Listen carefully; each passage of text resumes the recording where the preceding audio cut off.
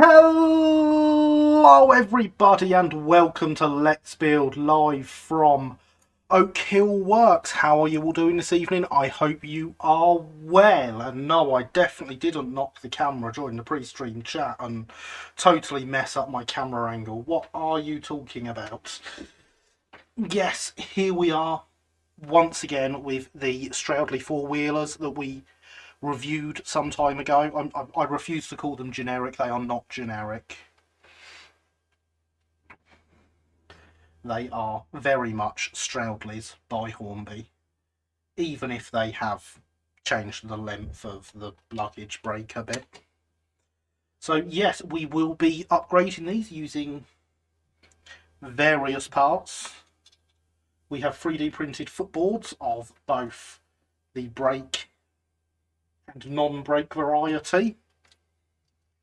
We have brass turned sprung buffers, which, are they perfect? No, they are not. They are, however, the best you're going to get from turned brass. If you want better, then you can get those from Ian McCormack, who 3D prints some buffers. He also did these footboards and the 9-spoke wheel inserts for the brakes. You can find links down in the description, or if you put exclamation mark and then whichever item it is I'm doing in the chat, that will get you a link in the chat if you don't want to have to trawl through the links. We're also using the Roxy Mouldings grab handles. So if you put exclamation mark grab handles in the chat, you will get a link to the Roxy Mouldings page for these grab handles.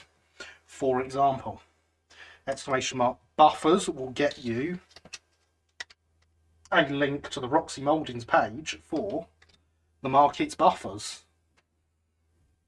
Wheels and footboards will get you links to Ian's blog, where all the parts that he has done for detailing these can be shown, including his full etched chassis, which looks fantastic, I must say, but I'm not wanting to go to that level. Couplings will get you a link to the Peter's Spares page for the scale link couplings we will be using. And so yes, there are lots of new commands for James to play with. James loves playing with commands, for those that don't know. You'll be glad to know I do have plenty of everything, especially grab handles, so we will not run short. The only thing I have in front of me that you will not find a link for anywhere is the Gibson 12mm wheels. I got these from H&A Models. I forgot to set up a link for them.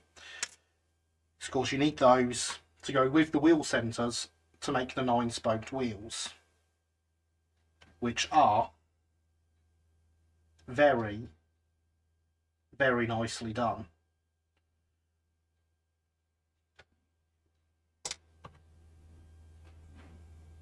Yes, Gibson 14mm wheels, of course, Linny. See, at least someone knows what I'm doing, even if it isn't me. There's also an extra command in there you will find for transfers. We won't actually be using these tonight, I don't think. And that is... there's no way the camera's going to focus on this well enough. These are smoking compartment transfers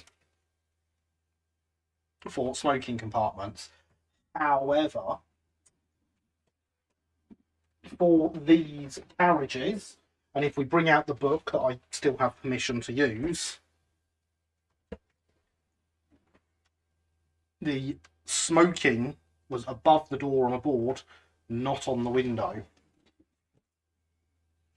It can be seen, there is a photo in here on the window for those who want to do them differently. There we go. So you can see there in the window of the smoking compartment, that is what these transfers are for.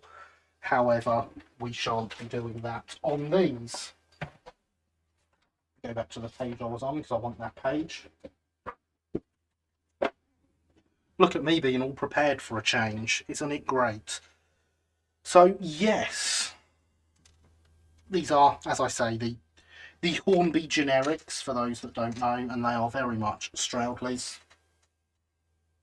With a few minor details, you can see here on one that's already had the grab handles changed, it makes a huge difference to the appearance having the correct grab handles. In fact, does this one? Yes. So, Hornby out the box, correct grab handles. It makes a huge difference to the appearance as a Stroudley, which of course will only be enhanced even more by having the footboards on here properly, as per Ian's prints. No, there's not that. None of those get commands, unfortunately, James. Correct grab handles are the best sort of grab handles. They are indeed, James. I quite agree with you there. And they are also the easiest modification to make to these. All we have to do, that one's already done. I've obviously done that one to make a point to pull at some point. Slide the tweezers in behind, grip it from the front, and pull. And there is one grab handle.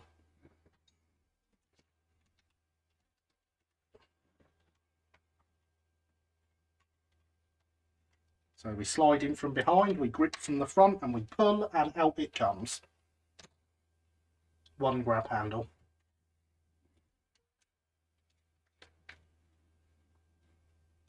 Paul is now punching his monitor, trying to get his fist through at me.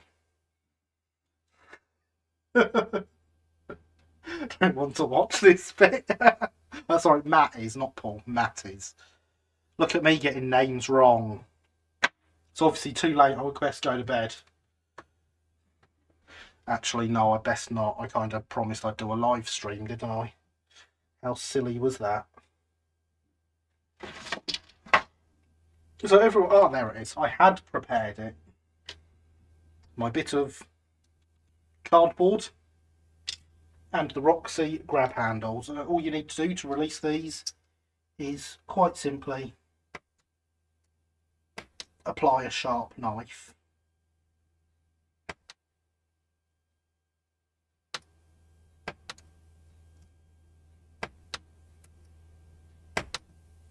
And they come off very nice and easily.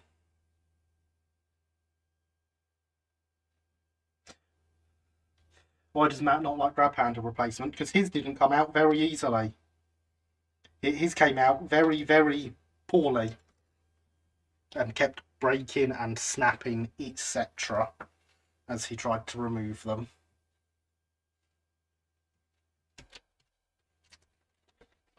Meanwhile, Matt, I have here a bag full of ones that haven't broke as I pulled them out.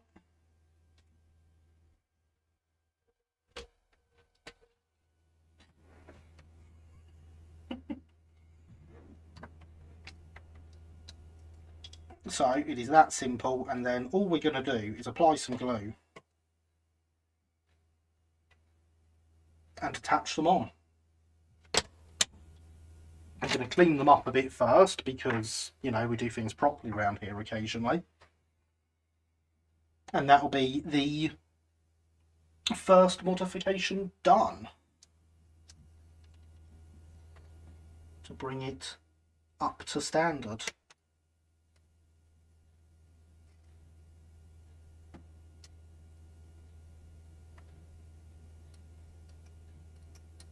You be very careful with sharp things and fingers. I am a trained professional fingertip cutter offer. Don't you try being quite so reckless with it.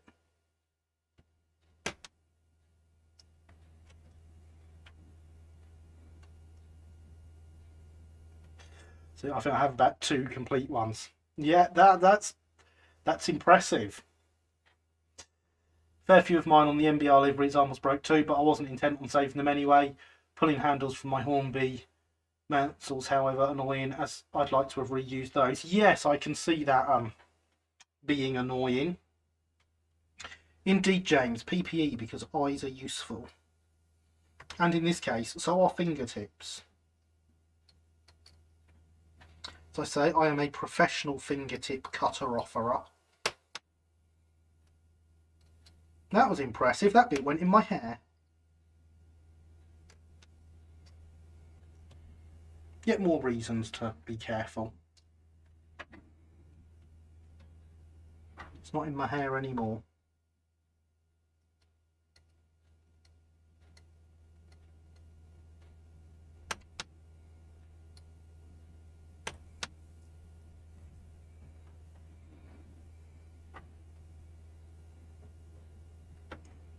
Kind of need those. Indeed we do. No meat cleaving, please.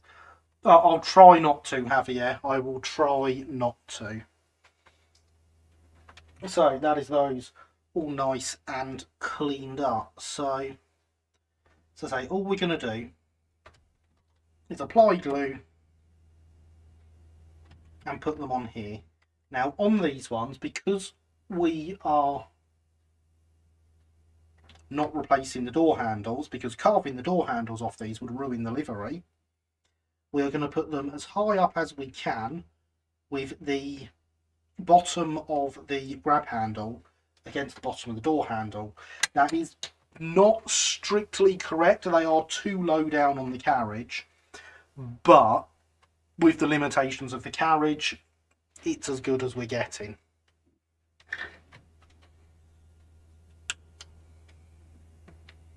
So to do that, we use the super glue, which does not want to cooperate. Everyone who was in the Winchester earlier is now saying, but I thought you did lots of preparation and had everything ready, including sorting out your tools. You specifically said you had sorted out your tools. Why is the super glue not working? It's because I forgot to do the super glue. Very rarely remember to check the super glue. Especially not in the thingy. Well, I will try not to.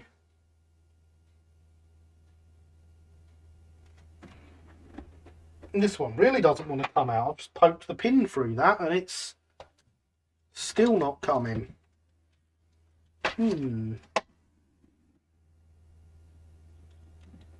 Let's try that again, shall we? Oh, and there is the bot doing the bot's duty of reminding you all to smash that like button, subscribe, etc. All that really does help the channel. It tells the YouTube algorithm to support me a bit more.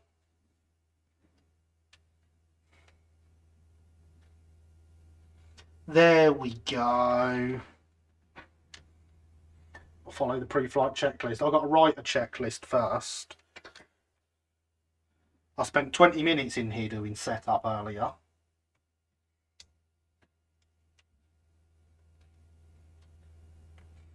What would tell the YouTube algorithm to send more kittens? To tell the YouTube algorithm to send you more kittens, go and watch lots of kitten videos and press like on all of them.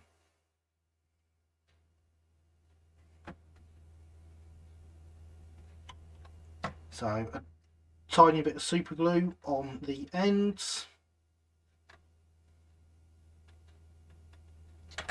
And the grab handle in place. Now these should be at a 45-degree angle from the body. Unfortunately, my hands aren't quite steady enough to pull that off.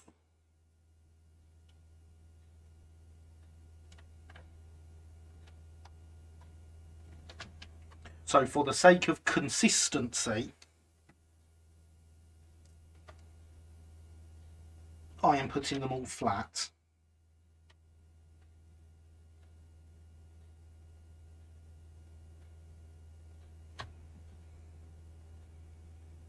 Because consistency is more important than accuracy. Some people may disagree with that, but what we call those people is wrong.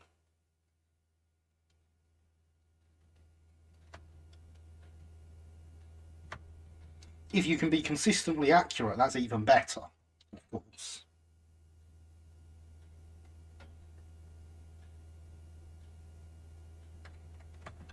In this case, I cannot. But there we go, just like that, we have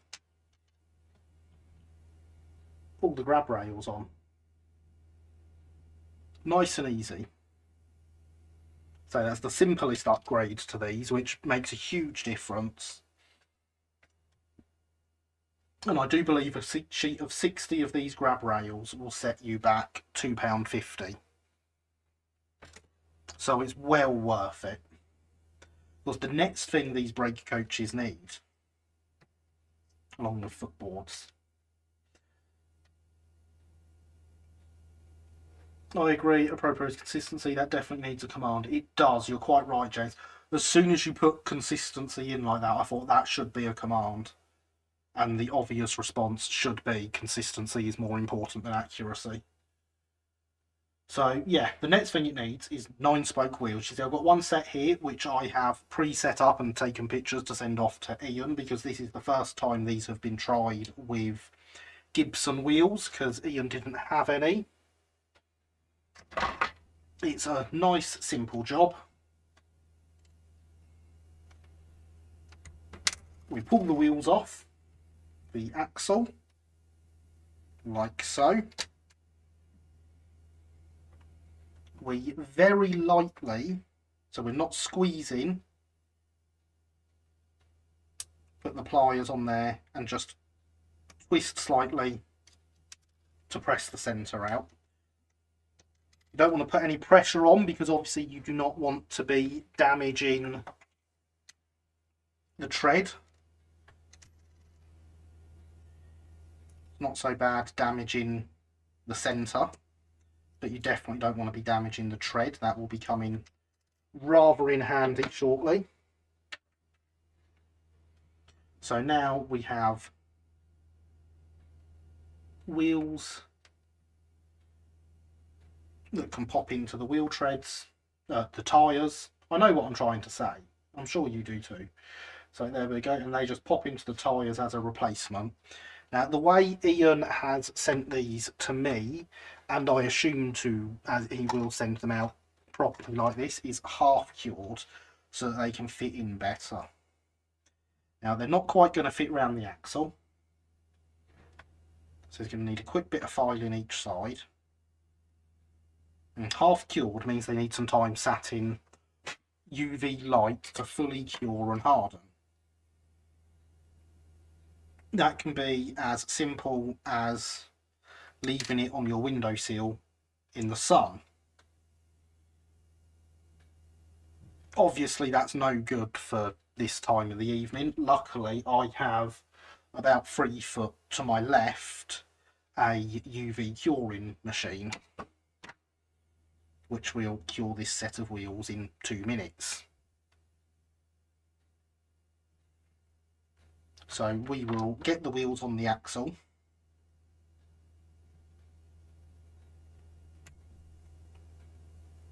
No, still a bit too tight on that side. Get the wheels on the axle and then put them in the curing machine. And good evening, Ian. How are you? I hope you are well. You have indeed tuned in at just the right time. The same, I've got one of your sets of wheels here that I have already fitted up and cured, and they are very nice in there. They're very tight in the tyres. I very much approve of them.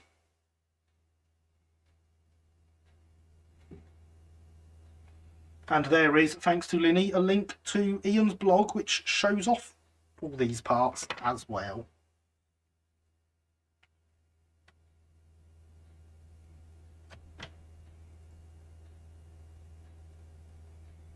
There we go, that's better that time. So that is on there. And once again, now for Ian's benefit, you can see that these just pop into the Gibson wheel tyres and sit very nicely. Gibson wheel tyres, very nice. It's looking good. Thanks for trying them in Gibsons. Not a problem. Thank you for supplying them and designing them and creating them. So now that I've done that first set, I can use the marks on my file to know how big I need to make this hole first time.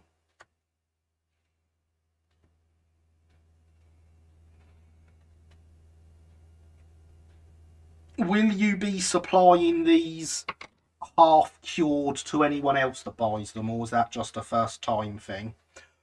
I assume it's an everyone gets them half cured.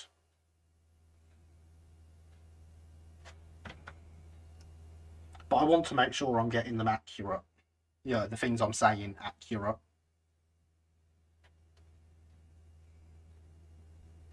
No, still a little bit too tight. Of course, you do not want to be forcing it lots.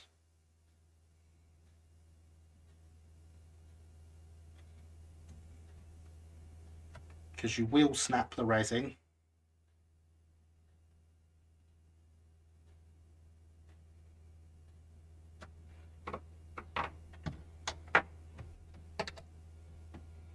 Would it be better? It's easier to push them into the wheel centres if not fully cured. That is what I thought, and yes, it definitely is. This wheel set definitely solidified up in the curing machine and became a lot tighter.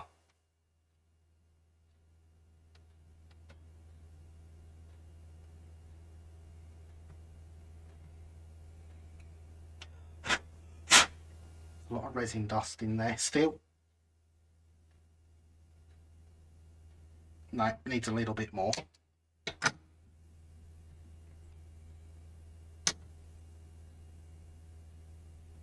As you see, I've pushed that one out there. But once it's been through the curing machine, it's too tight to be pushed out or spinning the tyre. So I assume it spans slightly as it's curing. Don't forget to check your back-to-backs before curing. I have the back-to-back gauge right here, Linny, don't worry. Look, I've even polished it up for its on-camera appearance. Either that or I was bored.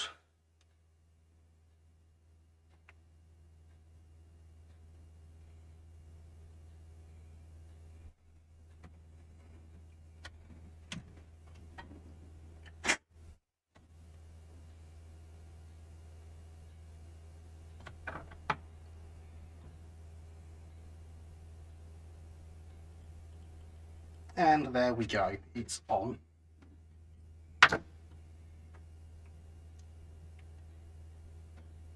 So as Linny rather correctly says, the next stage is obviously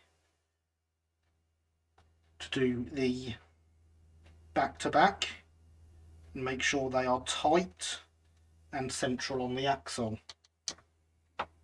And then I'm sure for a lot of people the next stage is to go and sit it on a windowsill. I'm going to chuck it in the curing machine for 2 minutes.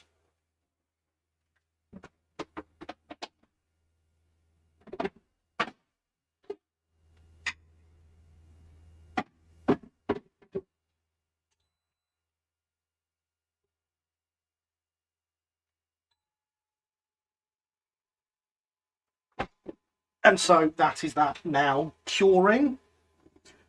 What we will do whilst we wait for that is we're going to remove the body from the chassis, because we will be wanting to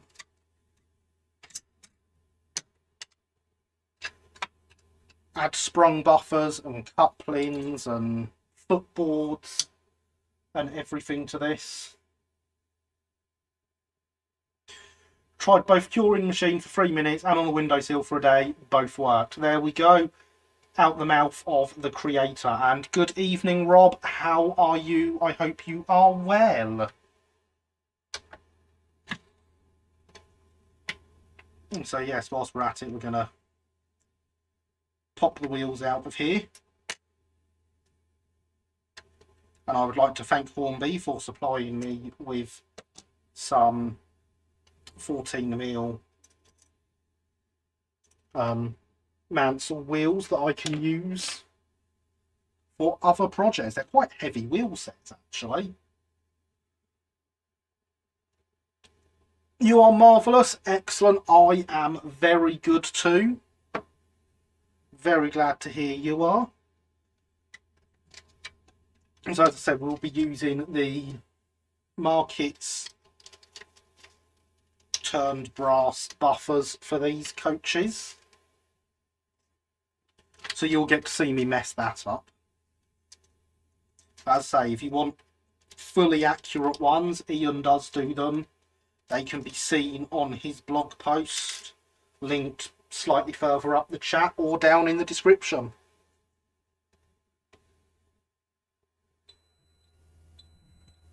So, pre-made sprung buffers. I'm just going to sit down and start. Are you doing these as mainline or suburban carriages? I'm putting buffers on them. Does that not answer the question, Lily?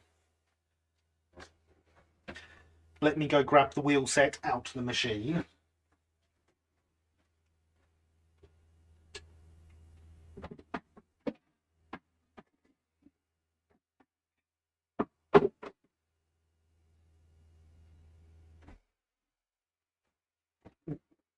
And there we have some wheels that are now nice and solid. The tyres don't turn on them. They don't move on the axles. All very nicely ready for the carriage. Of course, what they also want is a bit of paint, because they don't want to be grey with black tyres. Because all the wheels in this rake are now going to need painting. Otherwise, the black tyres are going to stand out next to the shiny metal ones on the Hornby's wheels. So all the wheels in the rake will be getting painted. But I will quickly chuck some paint on these ones before we carry on. I will be using Humbrol's Matte 32, which is a very dark grey rather than a black, because that's the colour I use for black. Real blacks are too dark.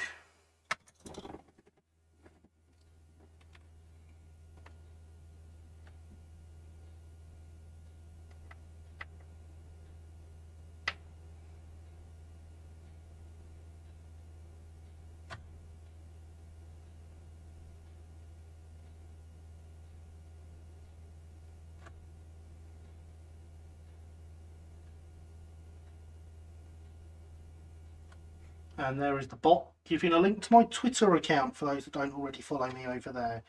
It's an interesting world, is Twitter. And my uses of it can be quite interesting.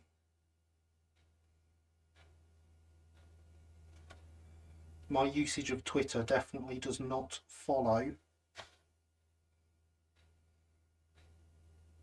the rest of the rules of the channel.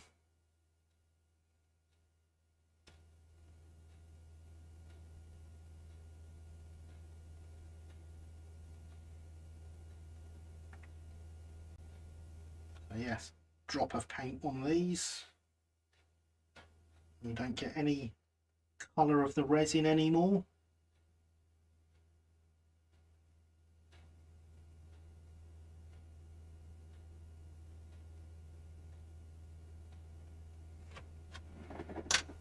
And then we shall do the same to the other wheel set. Very dark grey is the new black. Indeed, James, you are quite right. How are you finding 3D printing, my life, Harry? I've not actually printed anything yet, Rob. I've had the printer since January. No, December. Paid for it in January. But I've not actually printed anything. I'm still working on designing stuff. I really need to find more time to get back in and do it. I need to find long enough I can sit and learn doing underframes, because that's what I've got to do next. Already very kindly had an offer of help from Linny for when I am starting to do that again. But I may find time becoming even more at a premium in the future. Evening, running late today. I hope everyone is well. Good evening, Andy. Welcome. It's only half an hour in. You're not that late. We can forgive you. I hope you are well. What are you designing, dare I ask? Is it a secret? I am working on a Brighton ballast wagon. Dumb buffered.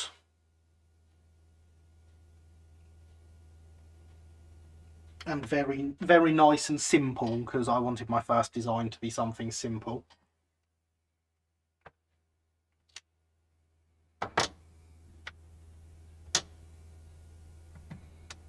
So that is some paint on those.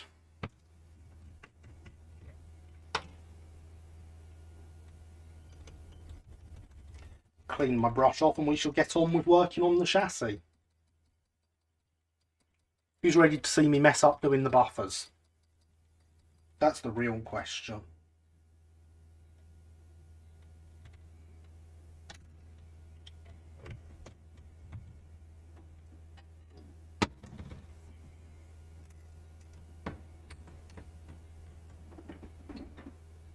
And put my paintbrush away.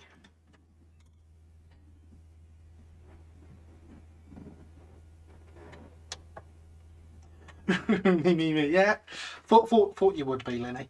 Good choice. Those ballast wagons cracking. Need to get on with the LBSC ballast brake up in meaning to tackle.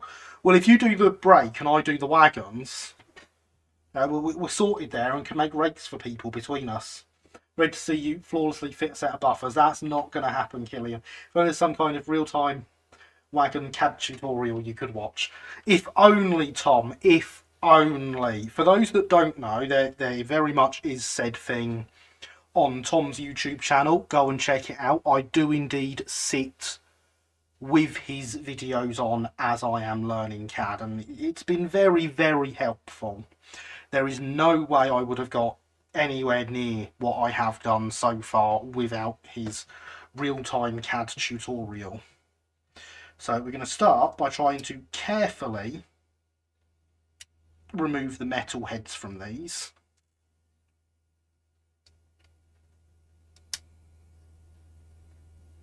Leaving the buffer shanks intact, the buffer housings intact.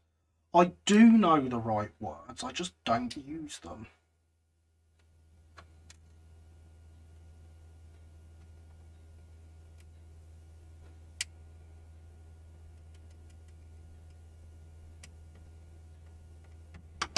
Okay, so all the buffer heads on these weird concave buffers have come out fine. That's a good start. Tips you might like with the buffers: I pull the heads out, then use a drill, match the size of the hole to drill through the moulded housing and headstock before cutting off, then drilled the right size for the sprung buffers. Well, Matt, would you believe I have sat here a drill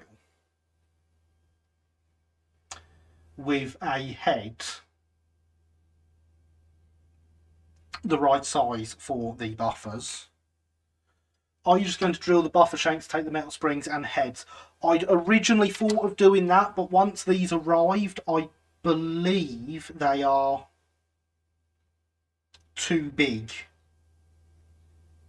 I don't think these will get down these buffer mountings. I had considered doing that. Let's try it before we do any drilling.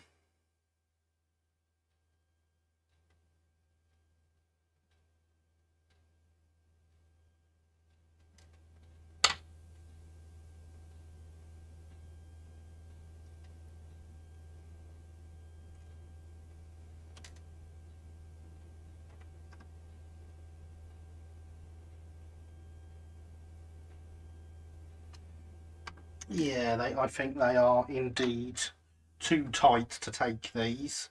So yeah, I had considered doing that, but I don't think I will be.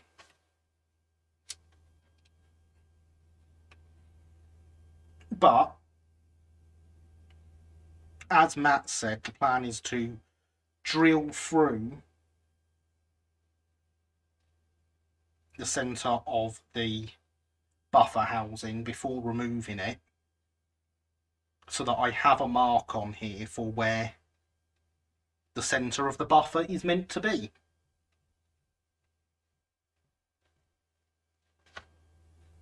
Not that this drill appears to be going in at all in the slightest.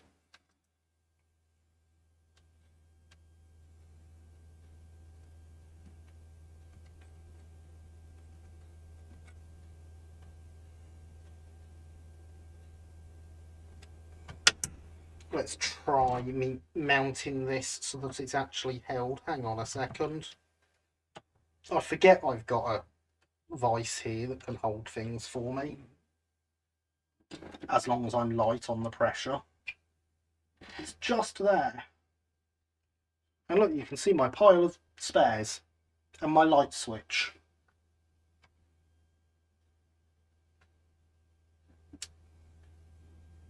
What is behind the buffer will the nuts be showing? So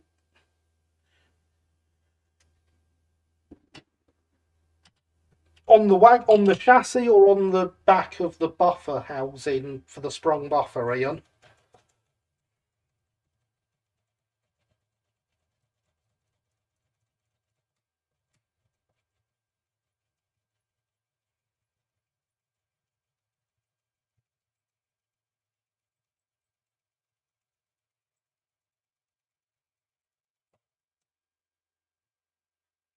Did that go through there? I think it did. Recommend drill 1.1 mil smaller than the sprung housing, as mine ended up being slightly loose and repaying to keep level when gluing. Right, that has indeed gone through. I was wondering if there was enough space, not some horrible plastic lump in the way or anything. There is a horrible plastic lump we're going to have to be taking out. So you can see there we have the mount for the Hornby footboards. And that looks to me like it's going to be in the way. I drilled into a bit to give clearance for the nut when fully compressed. That's a good way of doing it.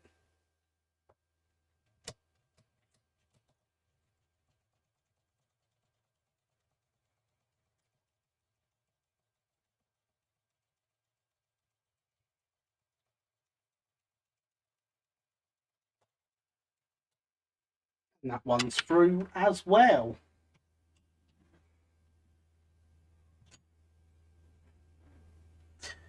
Plastic, yeah, horrid plastic stuff that Hornby have put on these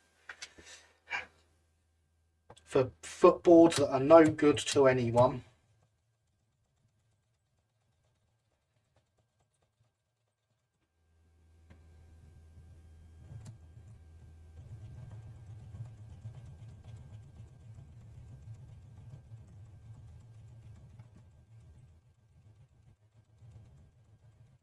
Because they're just too wrong. I'm not even convinced I still have the footboards that came with these. I think they have gone in the bin already.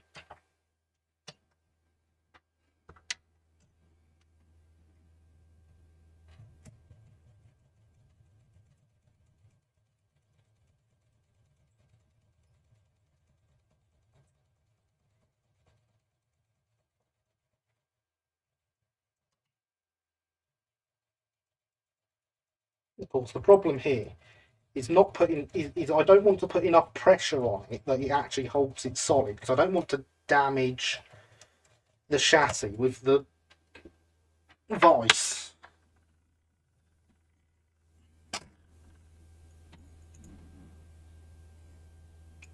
Just too wrong. So only in the right positions, gap will be a health and safety hazard. That's the other what the other resin bits are for. Yeah, so you can see here, everyone, I do have Ian's correct footboards, which sit where they should.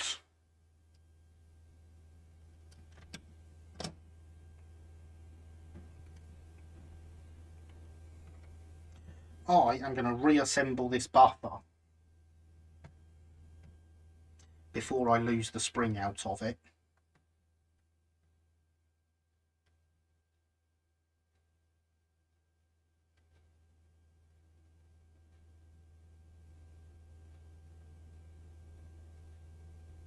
Because we have a reputation on this live stream for not losing things, and it's not a reputation that I want to lose.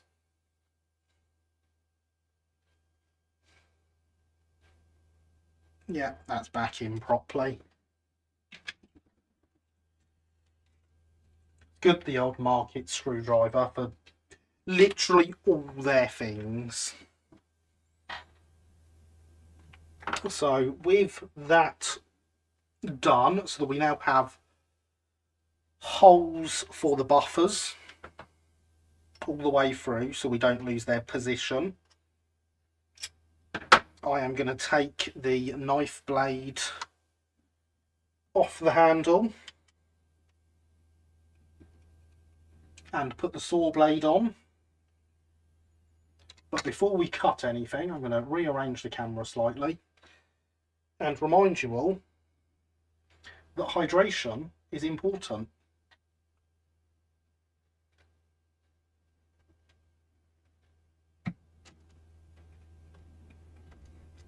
As are mugs with terriers printed on them.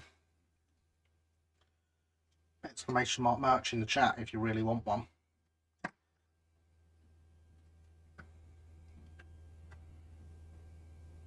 To deal with tiny nuts on the LNWR coach buffers I used on my chassis, almost lost one to the carpet monster. Oh no!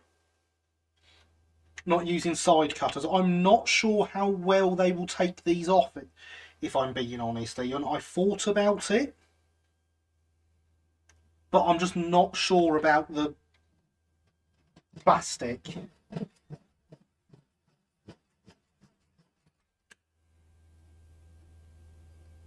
Oh look, my hole has filled itself in. Isn't that handy?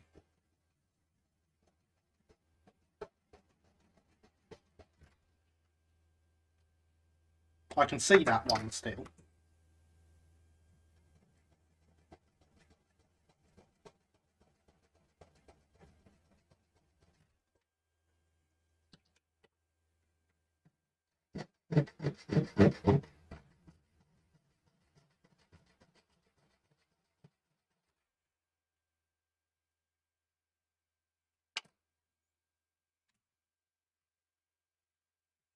And the rubbish can go in the bin next to me.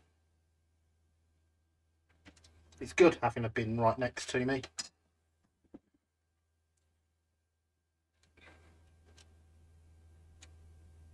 And look, there's the chat bot reminding you all that hydration is important. It's almost like it knew I just had a drink. There we go, poke that hole back through. Do that on all 4 of them, since they're supposed to be our guides for lining this all up.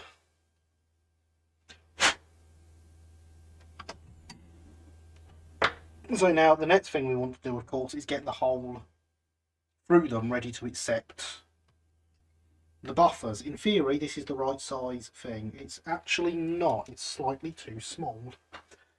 But based on what Matt said, that might be a good thing, because it is only very, very slightly too small.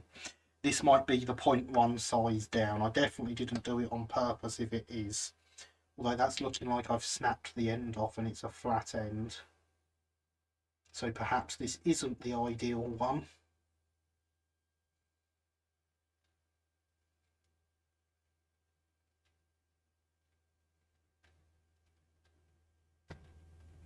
But it's certainly going in easier than the last one did. So it's clearly a better drill bit than that. It's already through.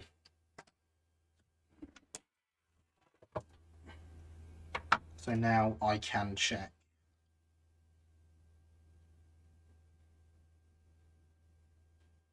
No, it is definitely a size too small. I bet it's the biggest one I've got sat out here as well. I've had all my drill bits out today, so there's a very good chance it is.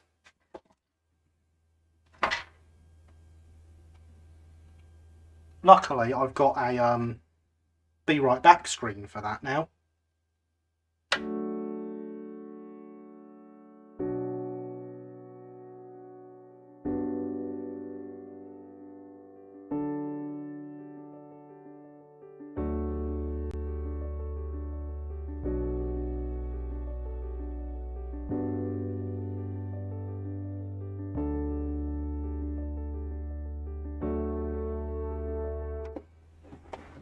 And good evening, Red. How are you?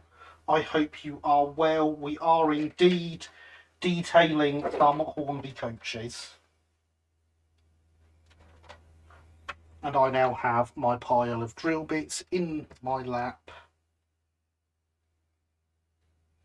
This one looks like the one we want.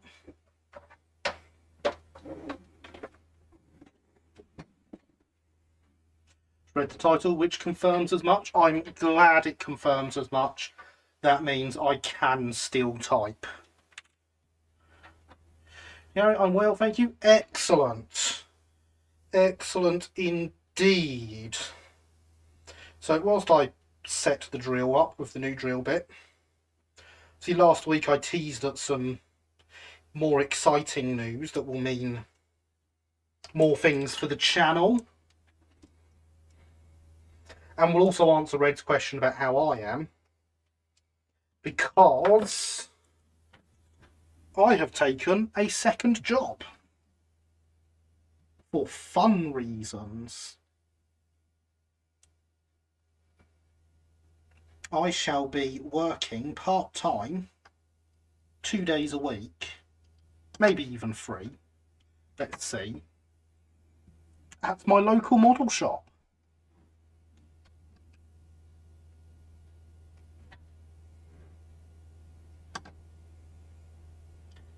Don't tell me the nut is wider than the thing.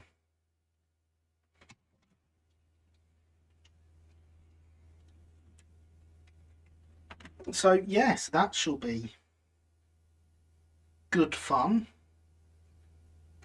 Congratulations. Yeah, I have been extremely excited about that.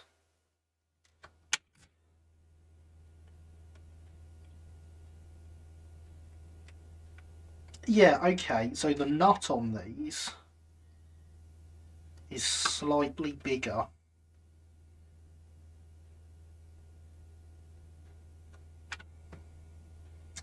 That's annoying.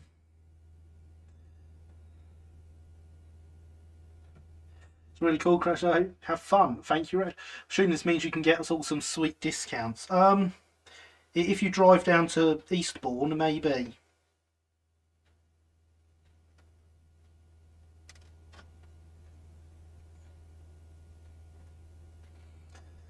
Spectacular news. I'm glad it all went off at a hitch. Thank you, Javier. Yes, I was supposed to be having the final meeting to work out what days I'm going to do and everything with the owner today. Unfortunately, that couldn't happen, so will now happen probably tomorrow,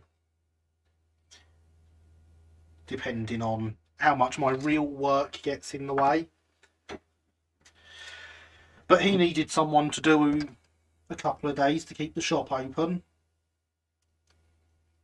He told me this, and I said, well, if you need someone to work a couple of days, I will work a couple of days. I've got the time for it around my actual job. I'm glad this is definitely turning in here, and I'm not going to have to grab the drill bit or anything to do the turning manually.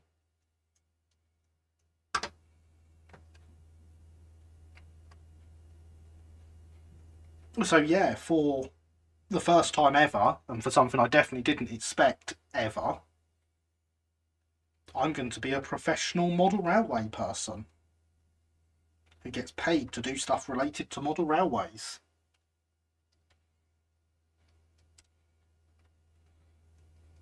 Eastbourne's just a bit out of range for me, sadly.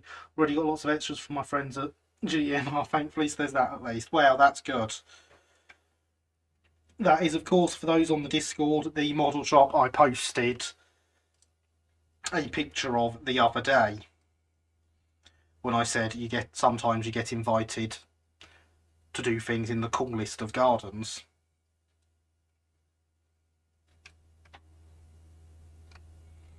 Have to paint your van in sea livery now. No, I won't.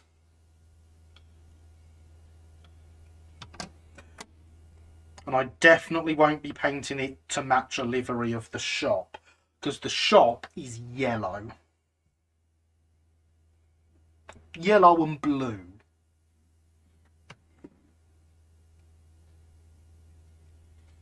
Not really the ideal vehicle colours, if I'm being honest.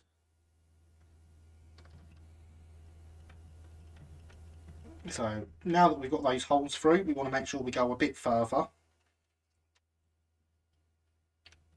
so that we are destroying the big plastic box behind it. It's very important to destroy the big plastic box behind it so that we can get the nut in the way. NCB colours.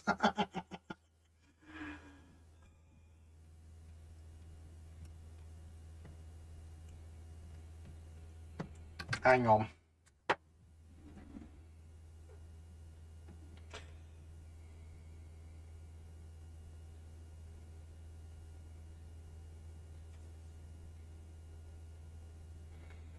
There is the shop. It's not an attractive livery for a vehicle.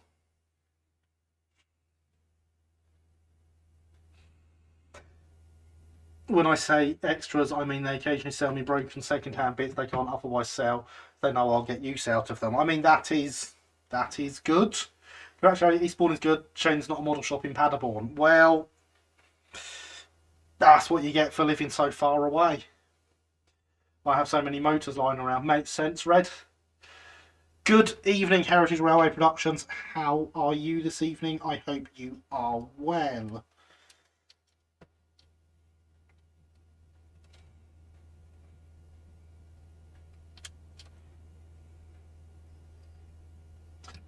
All right, yellow and blue, nice. Well, you may say it's nice. It's traditional. The shop's been painted that colour since the 60s when it opened. So it would definitely be a shame to change the colour of the shop. But I'm not sure that means I should paint my van that colour. Well, thank you. Hope everyone is too. I am very well, thank you. We were just discussing my new employment at my second job, where I shall be working in a model shop. You can tell it was painted in the 60s. Yeah, it's been painted again since then. It's just the colour hasn't been changed. It's looking very smart at the moment, so it must have been painted over lockdown.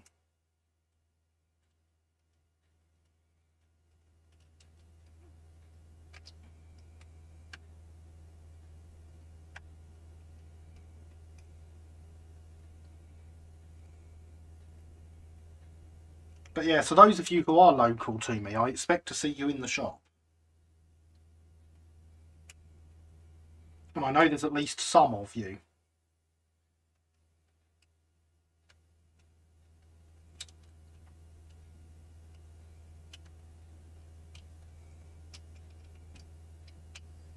There we go. They really destroyed those boxes there, which are meant for holding on Hornby's footboards.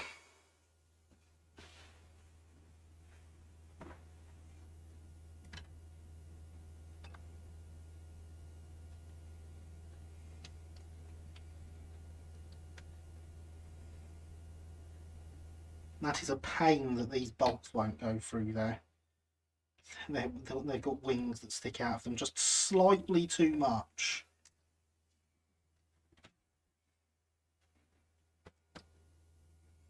And I don't really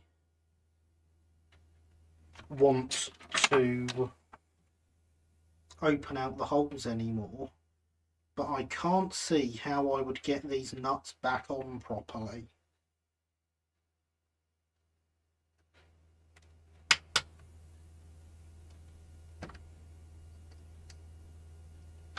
With the buffers in place. But that does at least confirm that we've gone far enough.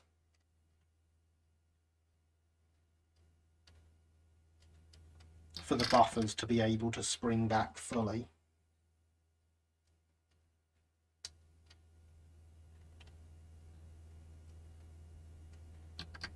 The ones on this end might need a little bit more. But yes, so of course the second job means A, the model shop won't have to shut for a couple of days every week, which is good. But it also means more money for modelling supplies. So the channel gets an increase in budget. Yay! Increased budget means more projects.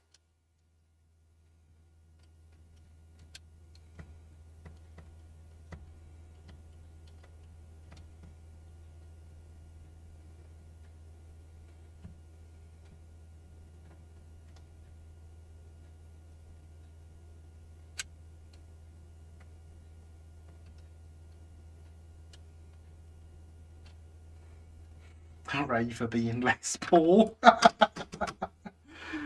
Well, yes, there is that too.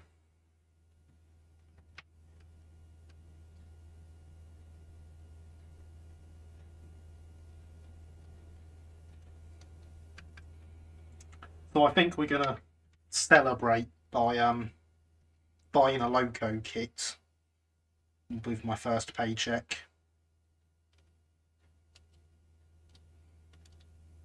I mean, that's not a definite, that's just what I'm thinking. All right, talking of projects, how is your narrow gauge coming along? So the narrow gauge is now completely wired up. I have done nothing to it since finishing the wiring. But it is now wired up completely. And I do mean to film a video of the layout now that the wiring is finished. But time's been against me. I've been too busy, like, breeding.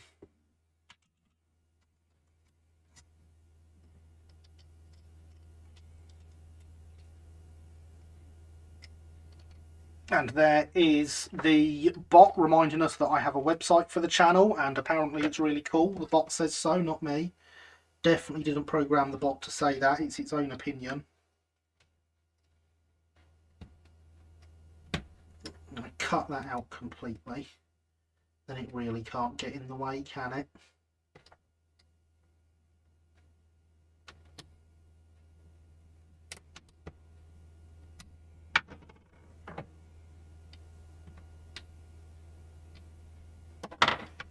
Where it's not gone. There we go.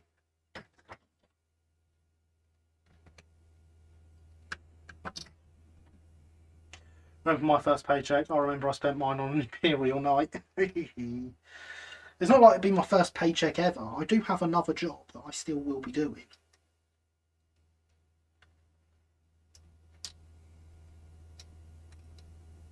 I am not giving up the existing work. It's just I have enough spare time to do a couple of days at the shop as well.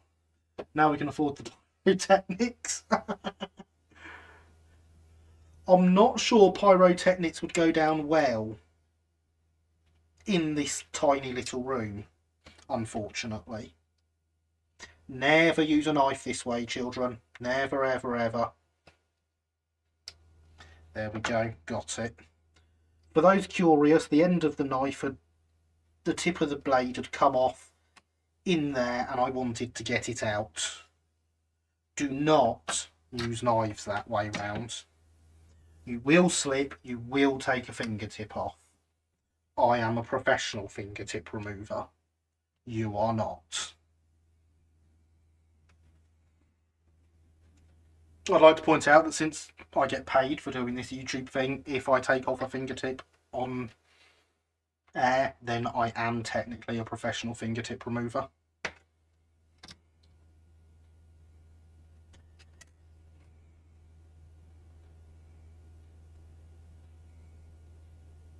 My first paycheck, my parents made me pay the light bill on the family barn.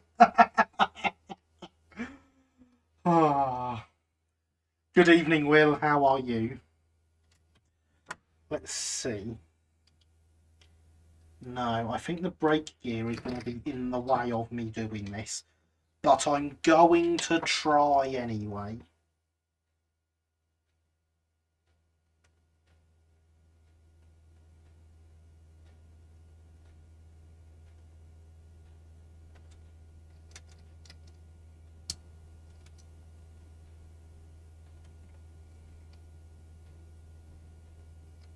Yeah, I just can't get that at the angle needed there. That's a shame.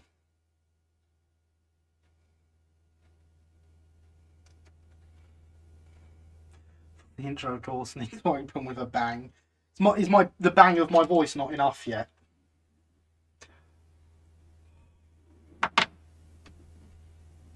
I'm a professional fingertip remover, Garen. It's fine. I'm alive, happy to have a day off. A day off does sound good. I approve of days off. So, things we still need to do are filing down the buffer shank to be flat.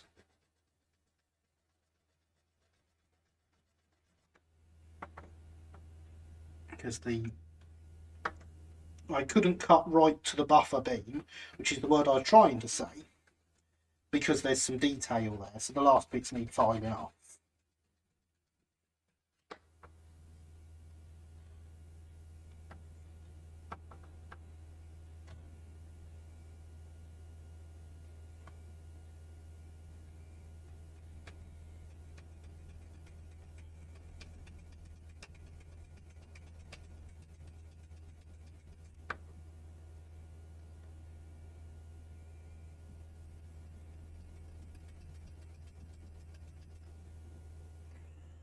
Proof of days off and lie-ins are great. See, with 2 jobs and a YouTube channel, I don't see me having any days off for a while.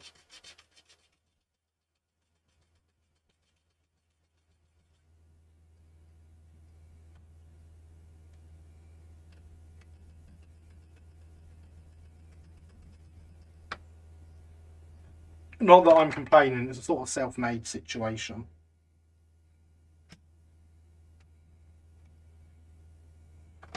That got that last bit.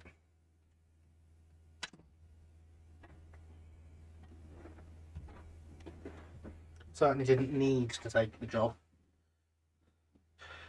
I've retired, so technically all days are off. I just wish I could find them. Yes.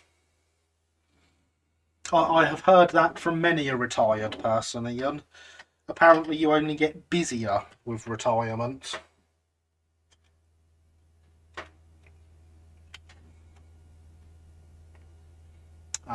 Where is it? No, you're not what I was after.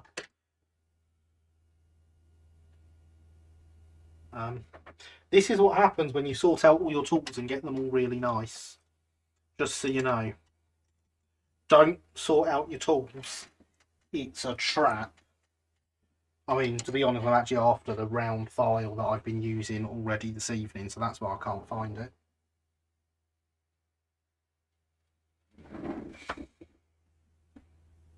I need to be better at management of tools.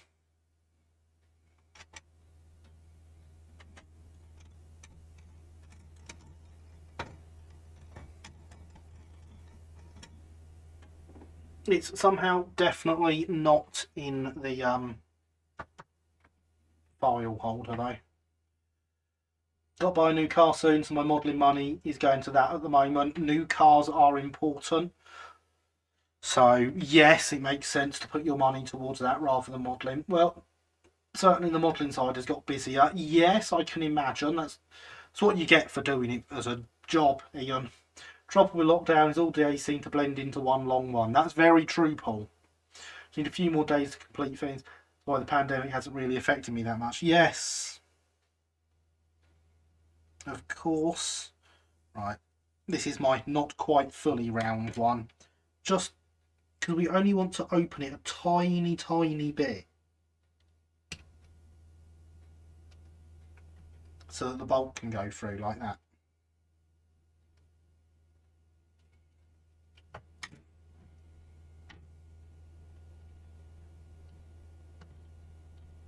The nut can go through. I do know one.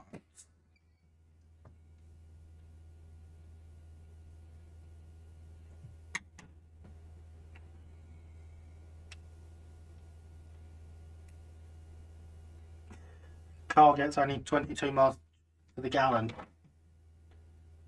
Jeez, Will, my van does better than that. By a fair amount.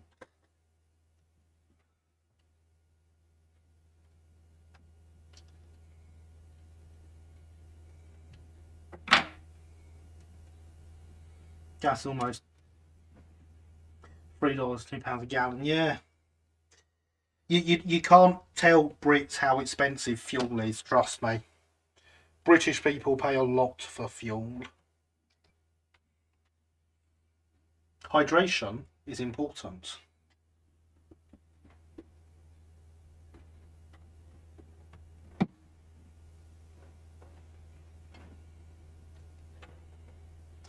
But there we go, we have the buffers in the chassis.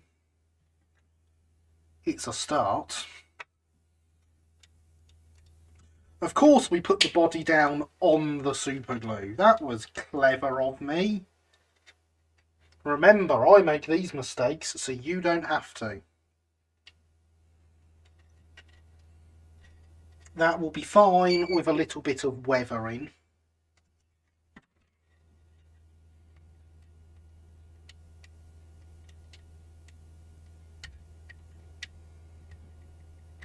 I just need to make sure I get the glue off of it.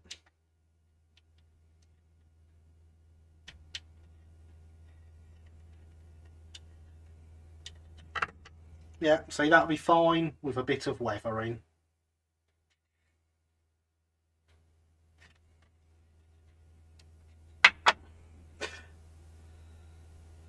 So Ford Mercury Grand Marquis from 2005.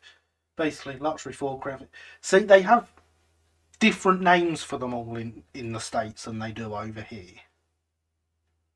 But I do like a Ford. I am definitely a Ford man when it comes to cars.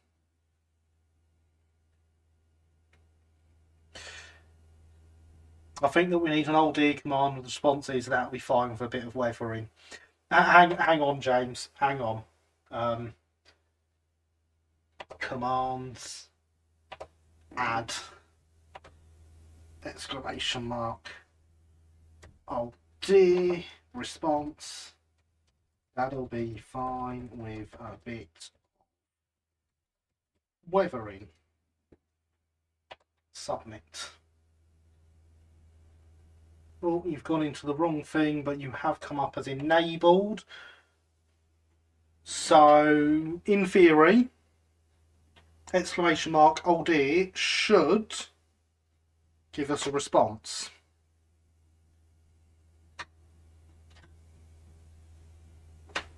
And there we go. That'll be fine for a bit of weathering.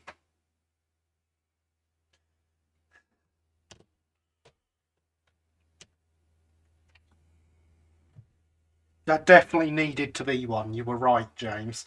So now it is.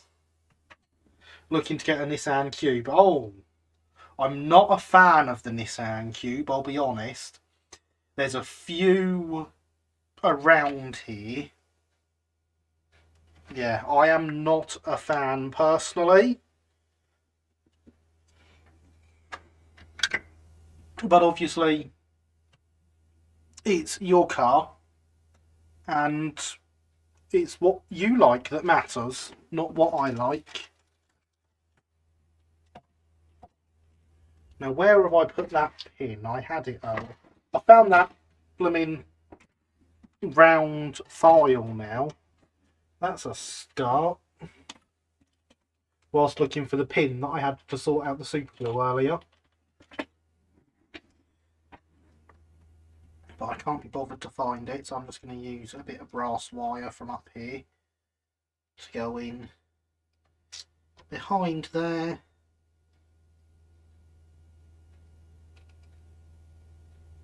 And press it back nice and straight. It's hard to find cards that I fit comfortably in. Oh, the cube is horridly ugly. I'm glad I'm not the only one that thinks so.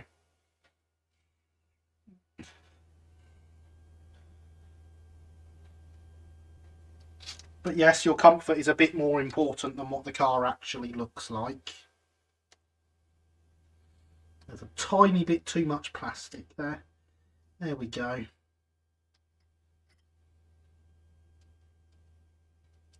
Our first buffer is fitted and sprung. 30 miles per gallon, room enough for 6 to 4 persons. The best buy for my price range. Makes sense. Makes very much sense.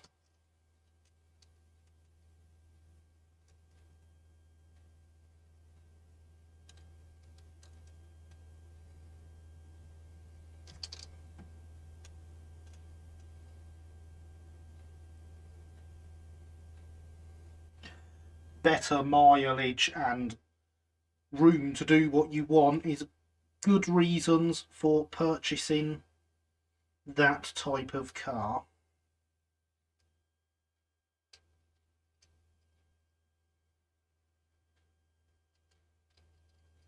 And there we go, 2 sprung buffers.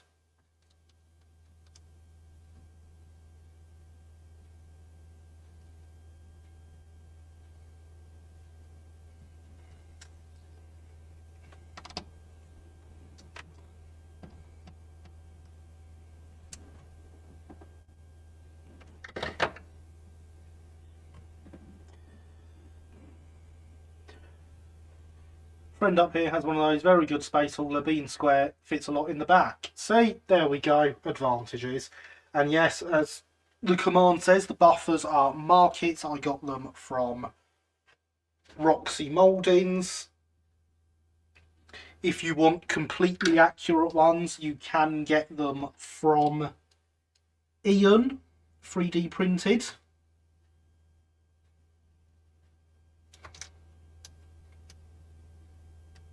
And Ian does indeed do them 3D printed sprung.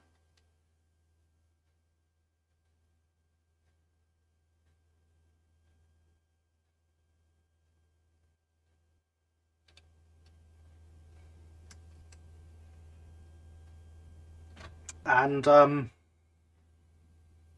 you can get the link to that with the commands wheels or footboards, or down in the description down there is a link through to Ian's blog.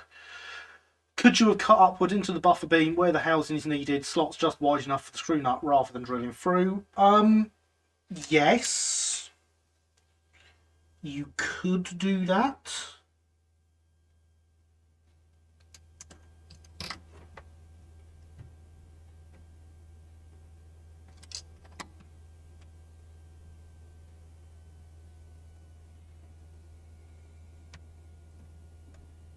That would probably work very well, Alex.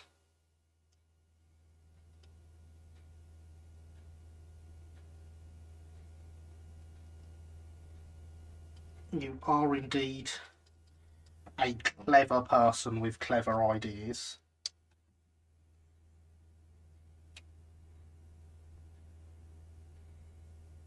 Still think that when the Hornby and Rapido lines are released, we are going to see tons of kit-built lines for sale. I expect so, Paul. I will be keeping mine. No, just in either one solid piece or in 2 parts for you to spring. Okay, there. Correction from Ian for what I said. Either as 1 part mouldings or 2 parts for you to spring yourself at home. But they are available and it can be done. So there we go. I was looking to get a mini, but yeah, that's fair enough. Wheel. I'm hankering after a Discovery 3 now. really not going in for the sensible cars, am I? I never expect you to get a sensible car, Alex, ever. I feel bad for the guy who spent $300 on Shapeway's Lion kit. I do not feel sorry for him. I saw the quality of the kit. It was very nicely built. And if he was happy to spend that much on it, that's his problem. I have no sympathy for people that do stuff like that. He obviously thought it was worth it. I just want to check. That goes on that way. Right. The chassis are different each way round. It's got a little notch at this end which goes up into this gap here.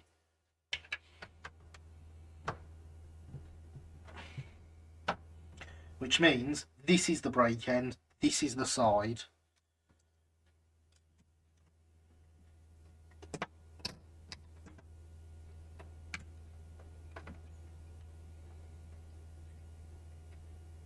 That wants the second footboard on it.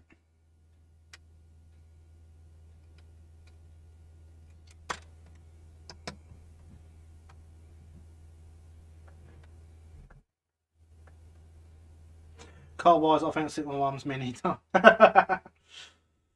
Makes sense, Red. Makes sense. Yeah, it's for the weather over there. I went to Huddersfield Uni, lived at Martin, had a few interesting days in winter. Not that one. It was not even built. It's just 3D printed plastic. Wow. Why would someone do that when you can get it for less by just buying it from Shapeways? Wow. That is all I'm saying to that. And get pretty rough down the Colne Valley. I'll take your word for that. Yorkshire has too many valleys. Well, you're the one that lives there. Sounds like a you problem. Gonna swap this one for this one. Because it's printed slightly better. It's eBay. Yeah, but why would you do that? Since it's available. But that's mad. Again, I do not feel sorry for them because they have chosen to do that when they could have got it cheaper in the first place. I paid £137 for my K's Lion, which I think was quite a good price, really. I know a lot of other people wouldn't have paid that much for a kit that old and that low detail. Footboards are very bent. A bit of hot water will straighten them. I did wonder about that. That's a good point, Ian. I should do that because a couple of them are quite bent. Yes. I meant to prepare hot water because I did think about that earlier. I think it's because I was sat in the Winchester chatting, I forgot to do it. My fault. Back in a second, everyone.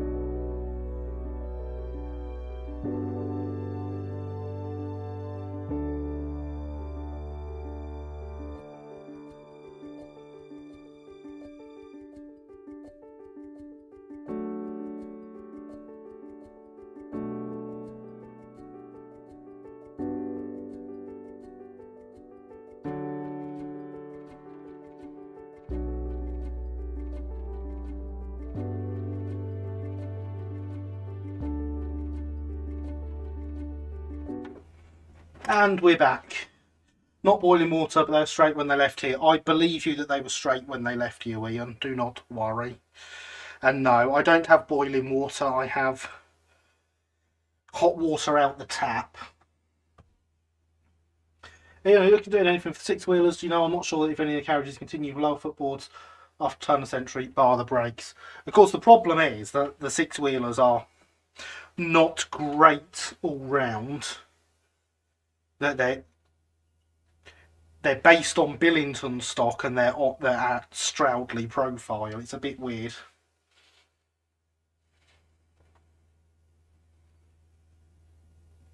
Maybe having troubleshooting section on the blog would be handy future reference, like bent footboards. I like that idea, Paul. Remind me of that at some point, and I'll code it up onto the website.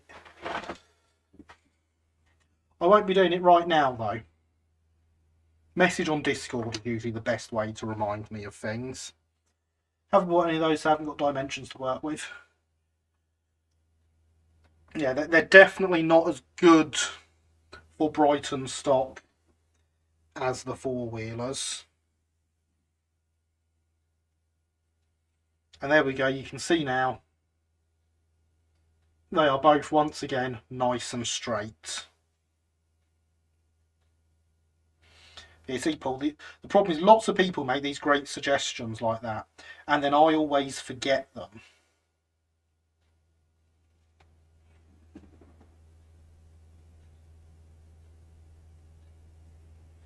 Right. Oh no, I just snapped that one. That was silly of me. I'll be a bit more careful with this one as I'm drying it.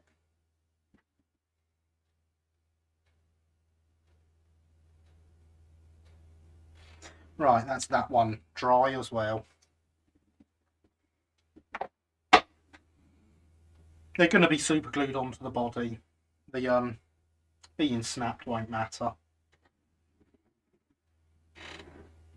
Someone's selling a Mini Cooper truck. I love it.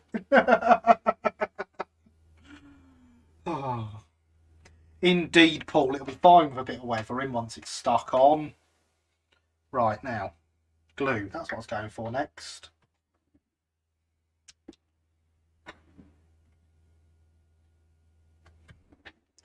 A bit of glue on the cardboard because we don't want to contaminate the workbench. Because I spent too much time on this to do that.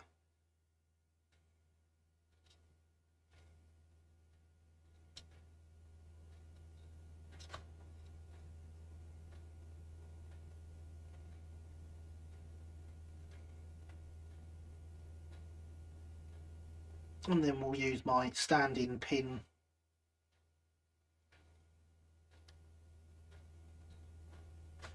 to run it along the footboard.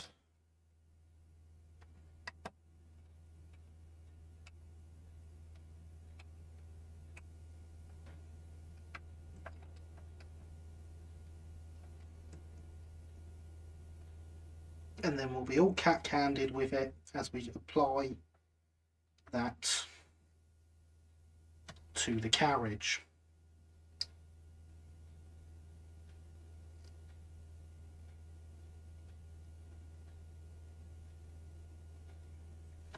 And there we have a footboard. So we just need to do the same to the other side. And I've just realised I should have done the couplings before doing the footboards. I totally forgot about doing the couplings.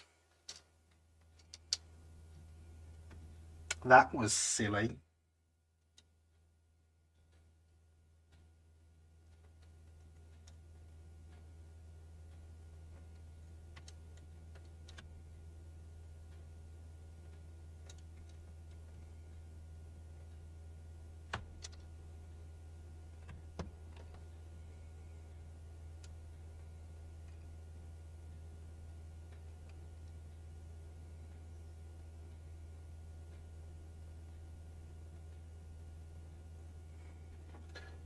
One of my workmates modded my converting pickup in his car collection. It's the same one whose cat I've occasionally posted pictures of when I've been helping him with stuff. Awesome.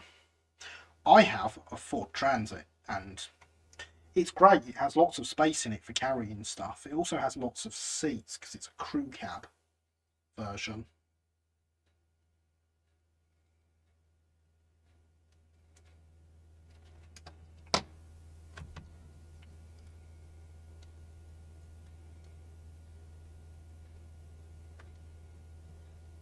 but I'm tempted to swap it for a minibus.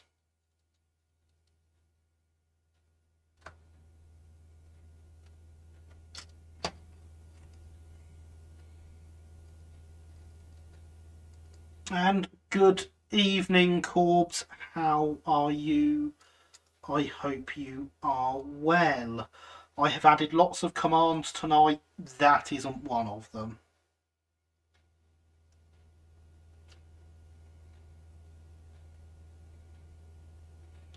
But if you want to know where all the bits came from, then there are commands for that. They're also available in the description down there as just links, because that's easier, you know.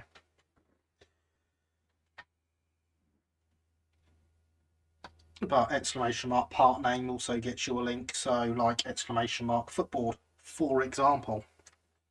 So yes, couplings that I definitely didn't forget about. We want to remove the Hornby coupling, which I'm pretty sure is moulded as part of the chassis rather than a separate piece.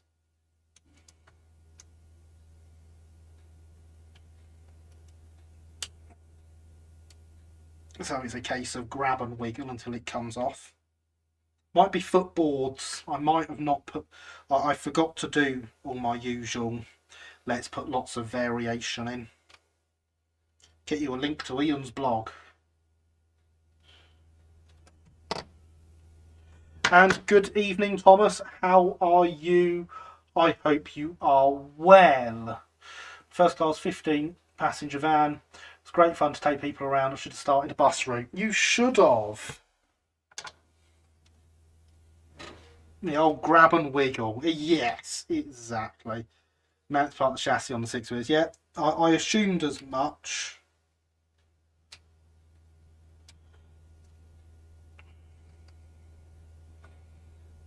Doesn't seem very Hornby to have it as a separate part that can pop out. That would be too easy. Lots of other companies do it, but obviously not Hornby. That would be too easy.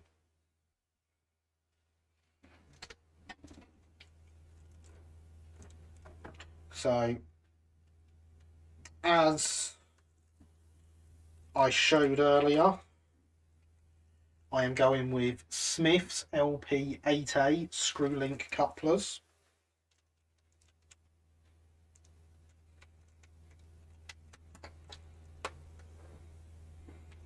Which need a 0.5 by 2mm hole for the coupling hook. Right, cheers, following around the old, got the old 3D modelling motivation back again, which means I might need you to give me your model paint pot whips at some point.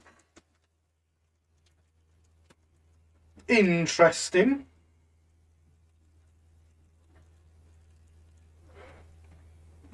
Interesting.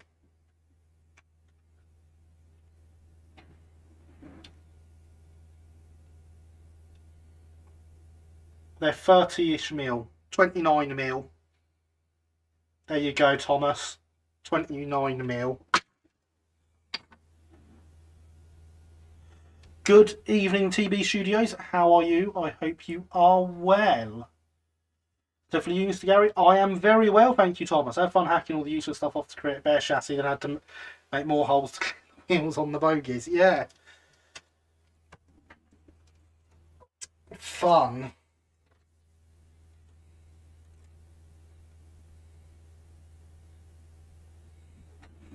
It is indeed. I've just double checked the instructions. I always do. 0.5 by 2.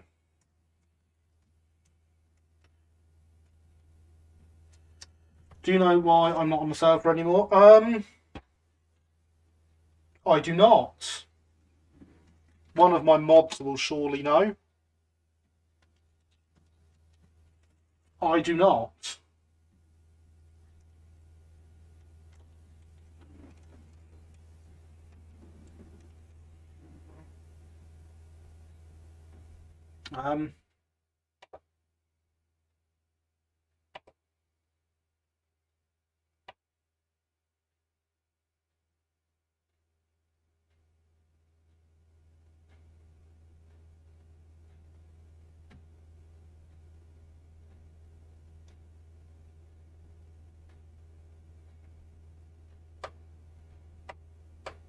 Nope, I have no idea.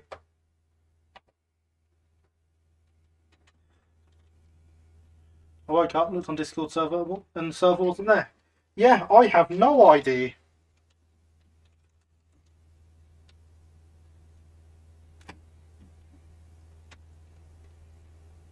If any of my mods do know, drop a message in the mod chat thing for me, would you?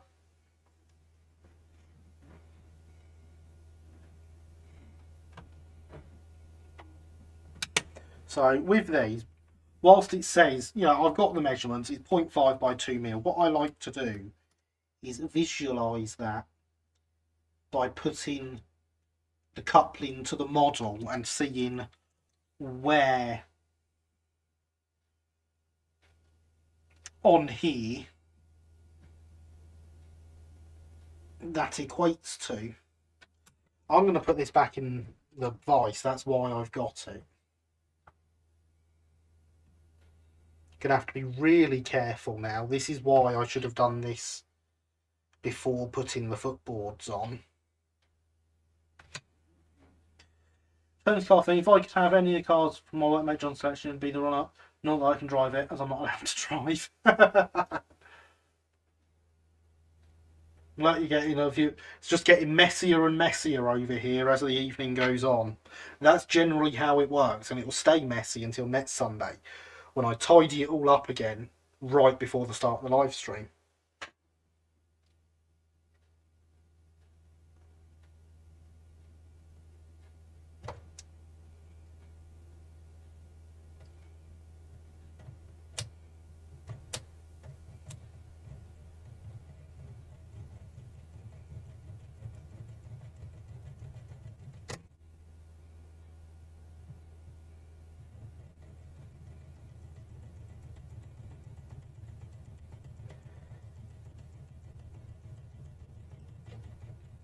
So I know this drill bit is the right size for this. It's the one I always use for doing the couplings. And in fact,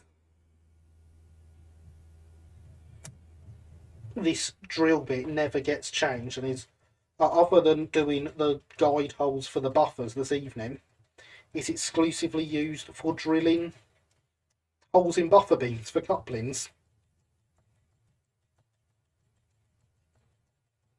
Isn't that the way with every workbench? I like to think my workbench is generally tidier than the average workbench, but only because I point a camera at it every week. That's slipping out too much now. Of course, just like earlier, I don't want to put lots of pressure on it because I don't want to break it.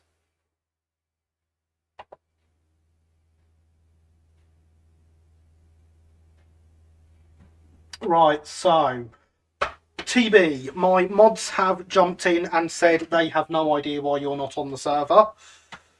So feel free to rejoin the server. Exclamation mark Discord in the chat. And that'll sort that. So will you be shortening a full brake to correct size the Stroudley full brake as well, Gary, on these Hornby four-wheelers? No. I will not. The livery is too well done that I'm pretty sure I would mess it up, and the amount of slicing it would require on the chassis I think would make it more work than it would be worth. There are kits available of the brake properly if I want to at some point replace it with one of those, which is definitely the route I would go for getting the correct brake.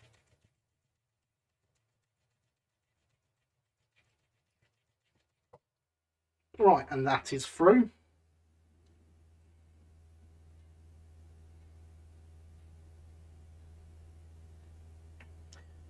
For the motor, don't blame me. Yeah, paneling is unfortunately wrong to let you shorten it too, because D47 had extra narrow panels over the luggage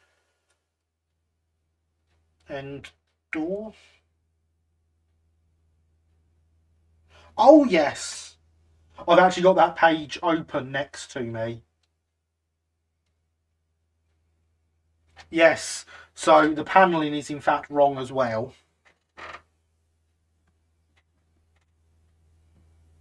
think I still have my D47 cab somewhere. Been looking at the rest of it, and it's very good. Yeah, isn't Rob's stuff just wonderful, Ian?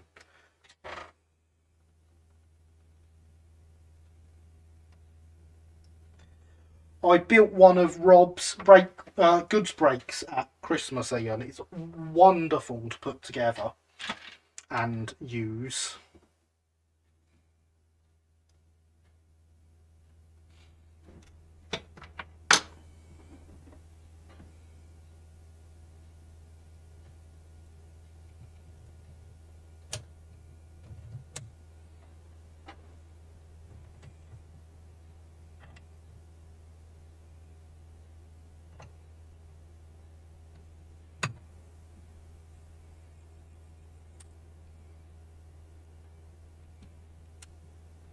Goods break was after the new end photo had surfaced.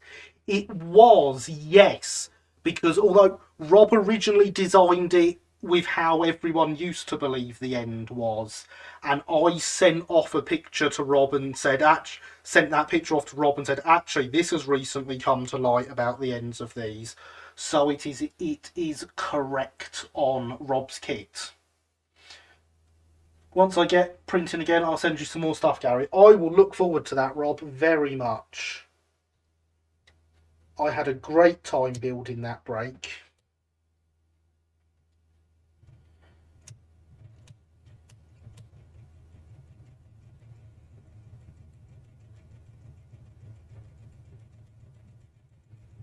And I do very much look forward to having more of your stuff to do.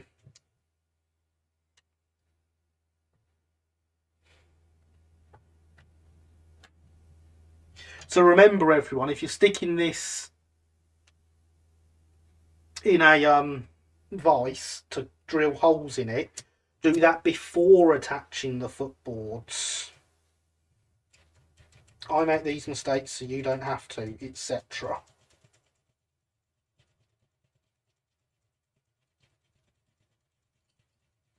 There's mugs with that written on in the merch store as well.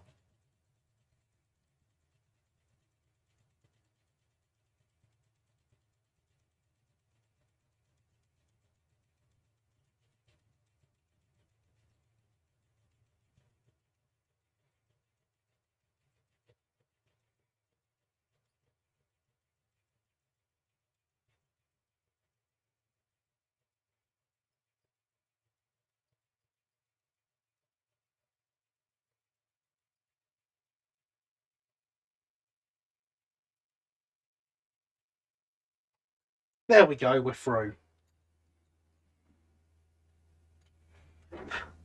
In fact, Ian, I know where my one of Rob's breaks are. It is sat on the layout, so give us a second and I will go and grab it.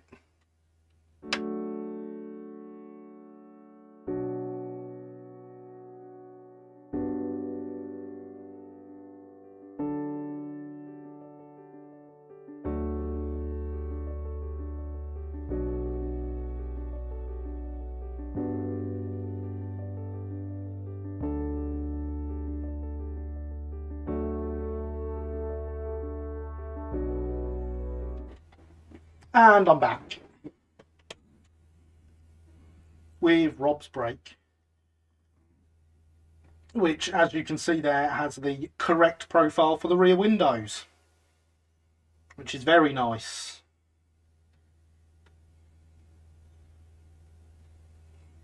It is a wonderful kit. So I had a great time building that.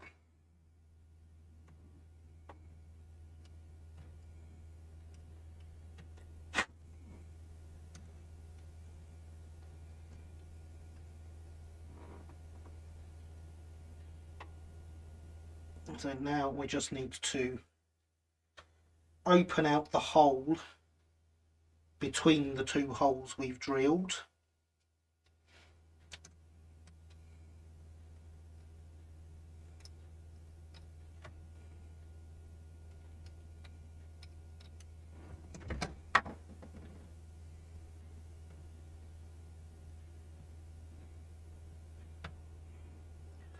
I robbed it both mainly so for me now. I've built that car, but now wrongly. Yes, indeed. That was a very recent discovery about the window, Andy.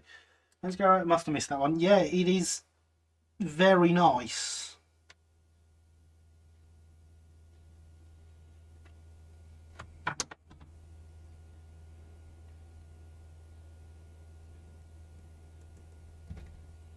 No, hole is slightly too small, as often happens.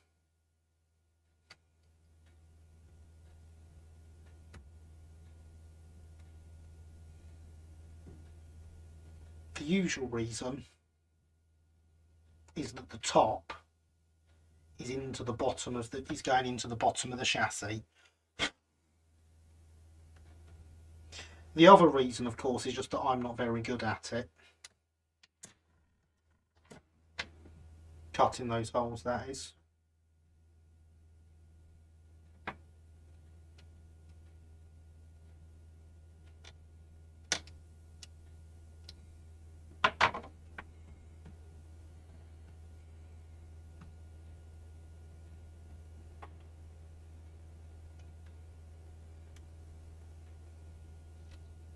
And there we go, that now goes through. So here is where that is as far as that pushes in because of Hornby's big horrid NEM pocket thing, which I'm not sure how well I will be able to remove that, which again I should have done before the footboards.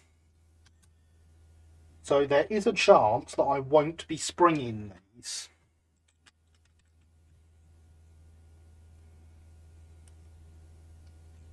You're right, James, you are quite right. I was actually going to do that as soon as I got back with the brake van. Hydration is important.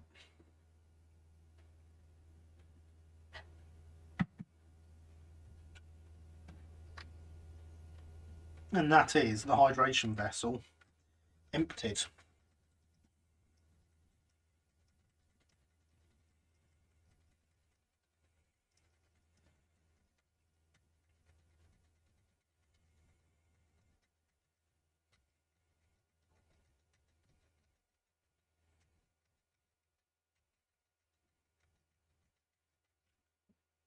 If I were to do it, I'd cut it in half down the middle, dovetail pocket, then cut at the base rather than trying to go through it all in one go. Oh, but it's hollow. It is hollow, Alex.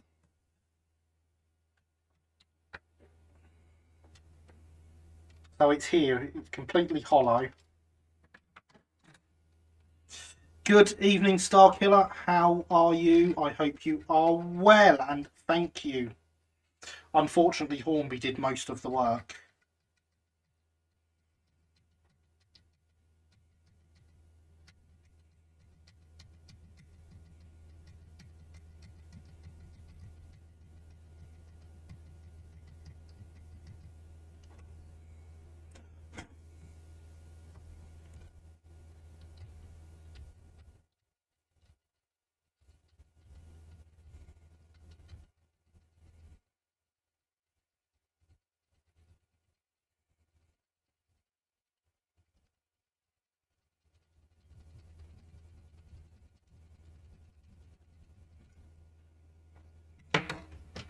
You see, Alex, my hope is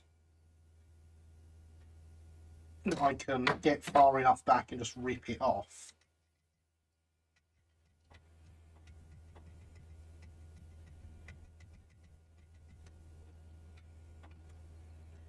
Because it's not exactly ideal.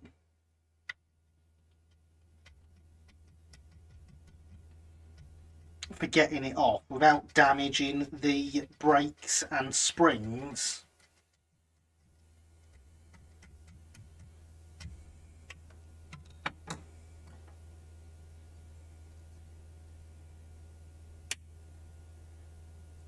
But I don't think it's going to go. I think the bottom of this is going to go before it does.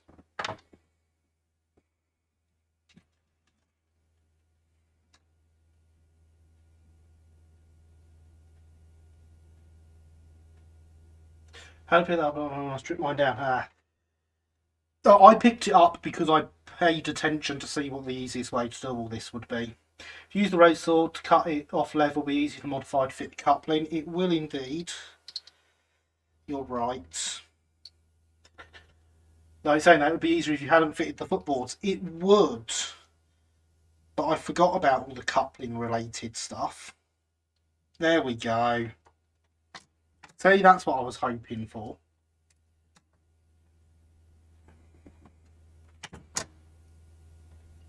Oh, this is where a Dremel would have been useful. It would indeed, but again, it's 11:15 at night. Do I want to be using a Dremel?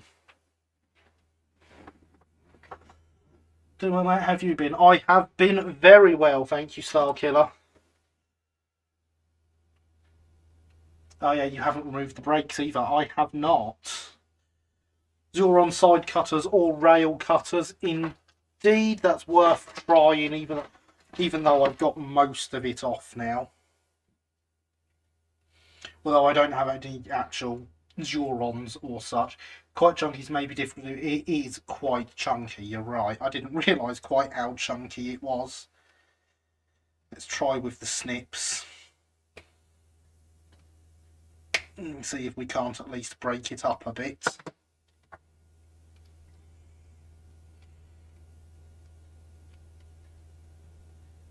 Because it would be nice if I could get it away and actually be able to spring the coupling with it.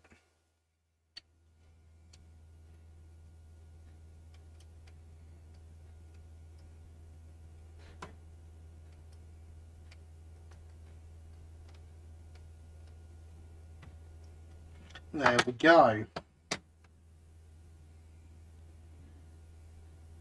You have sound absorbing foam. No, I have acoustic foam to improve the acoustics. It's not sound absorbing. It's not soundproofing.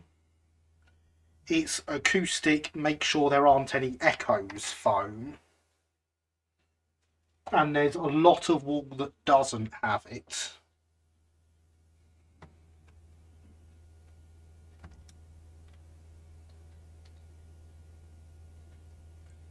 Yeah, and that now goes all the way. So that one's not stuck very well. That needs some more glue.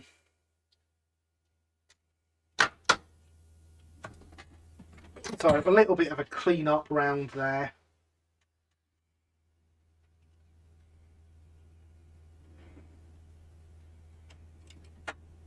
With the knife. Cardboard egg boxes needed then. No, what I've got does the same job as the cardboard egg boxes in stopping the echoes coming back to the microphone, but it doesn't stop all sound passing through.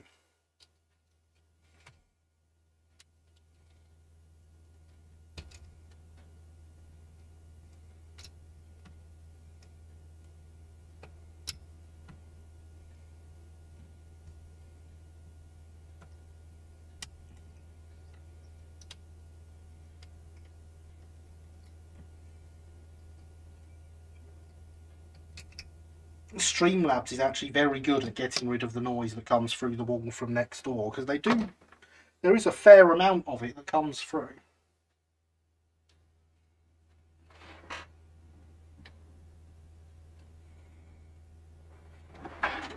As you see, behind me, that is what I have, is recording studio acoustic foam. What with this being designed as a recording studio in here, it seemed appropriate. And yeah, that shows you just how close to my back that stuff is. And I'll tell you what, when I'm sitting in here not streaming, that foam is really comfortable. I've knocked both of these this end off. That's sort of to be expected, really, I suppose.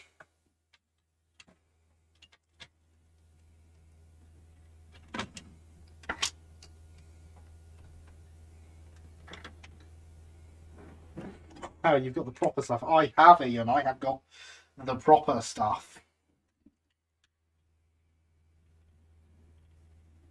It was cheap on eBay.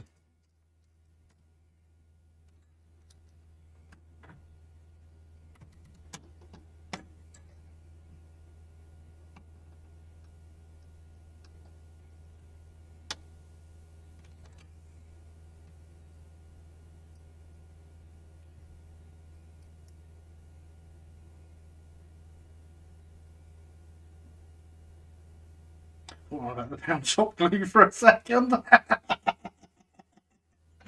No.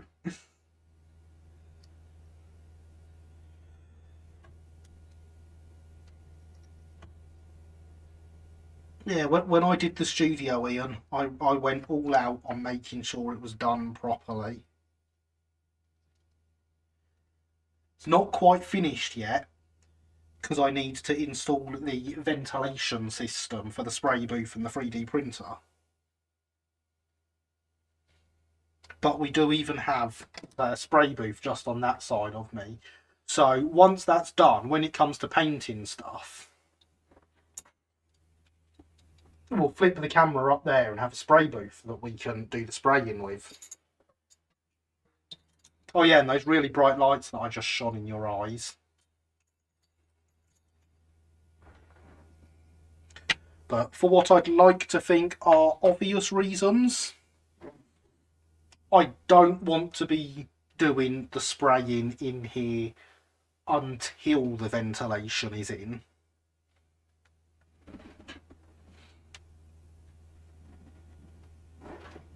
I approve of ventilation. I shall look forward to live streamed spraying. Well, it is a coming.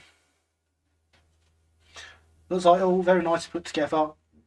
Well, I'm off anyway. Look at the final results in the edit. Okay. Thank you for coming by, Ian. Has been great to have you here. Sleep well. And I shall speak to you soon. You realise that bright lights don't dazzle in the same way videos shining actual lights into people's eyes. I do realise that, James, but it's not the point. Right, I need to drill some holes in this end now. So let me get that set up.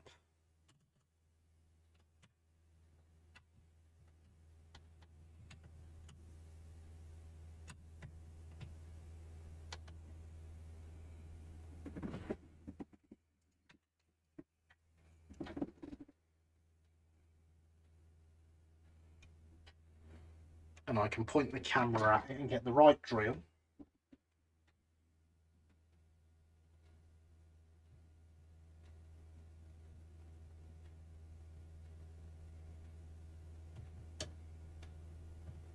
Which for some reason doesn't want to turn.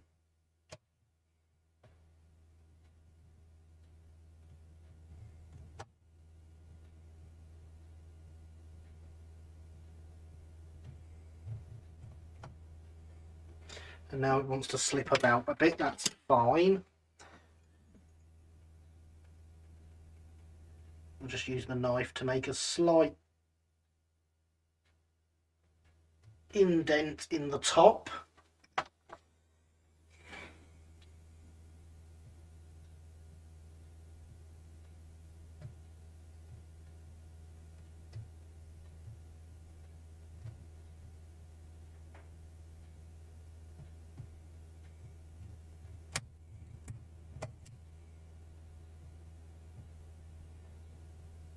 Obviously that was too slight because it's still slipping around.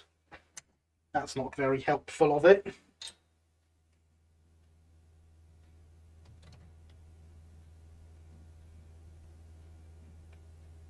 Let's at least keep it slipping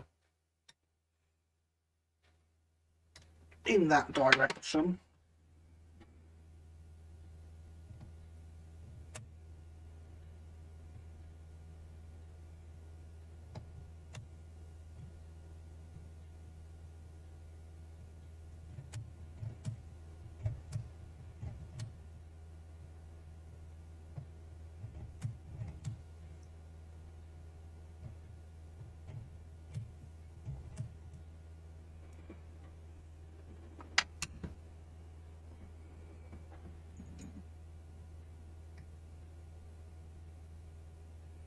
I used to have a tool that was really good for doing an indent in the top of things to keep the drill straight.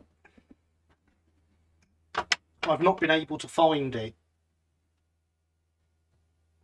since moving into the recording studio.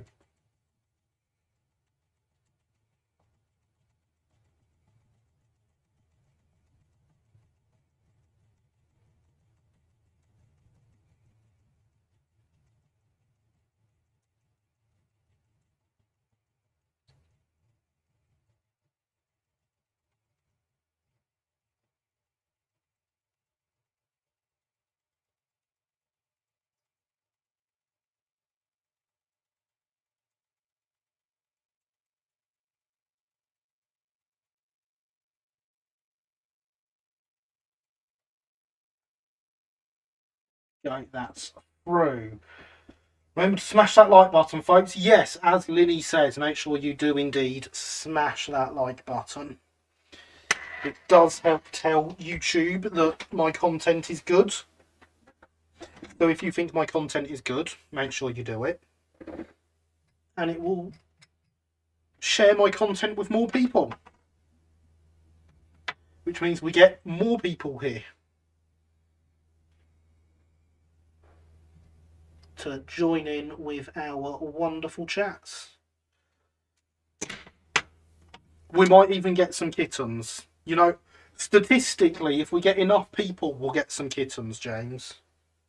I'm pretty sure that's how that works. I can't find where I put that drill now. There it is. Right in front of me, you'll be glad to know. So I've forgotten to ask, as I normally do at 10:30, what is everyone up to this evening? Please do tell. I do like to hear what you all have on the go. Be it projects, games, etc.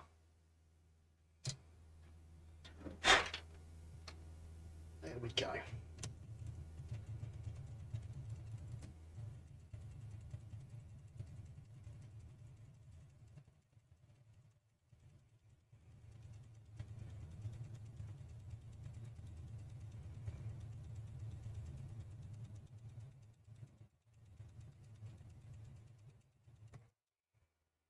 That went through a lot easier. Turning an E4 into a chocolate box / camera swatch. Interesting. Interesting.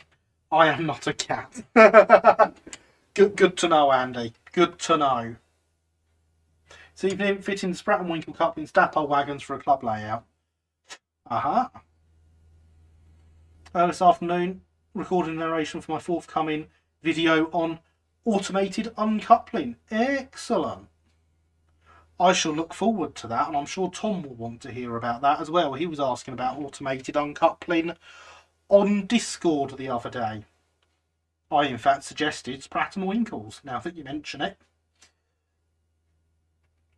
Setting up Audacity's filter curve to make the narration sound like a documentary film from about the 1960s. Excellent. I like these sorts of details, James. You are doing a good job there. So working on replacing the lettering from yellow printed to gold black as it should be. Excellent. Programming Arduinos, more digital DC, I assume. See that? Better see. Working on the New Haven wire train steel. Very nice. I removed a section of the guttering strip I messed up fitting. Well, at least you're able to remove it and correct it. Although obviously it would be better if it had gone on right first time. Remove section of the guttering. Upper throttle boxes. Video will actually be about Dapple easy fit couplers and Engage, though most of the principles will equally be applicable to Sprat and Winkles too. Excellent.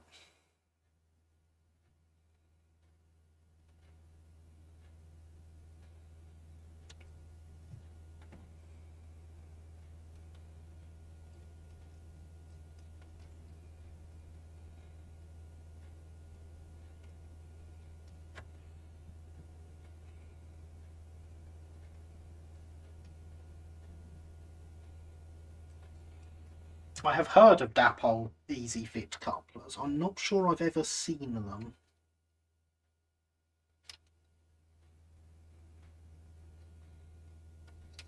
The Engage layout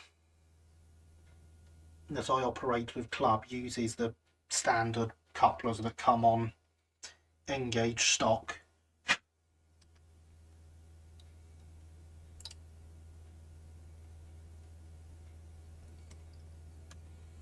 You'll see them in video when the video is released. I will indeed, and I shall be looking forward to your video.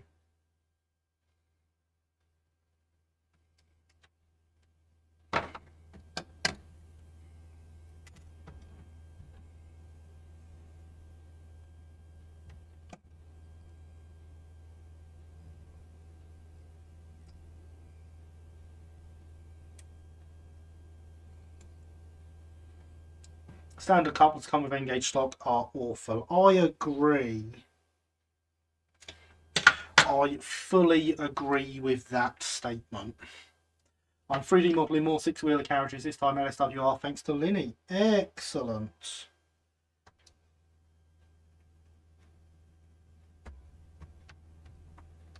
I set up an LSWR scene on Oak Hill the other day, thanks to Linny. In fact, it is still there.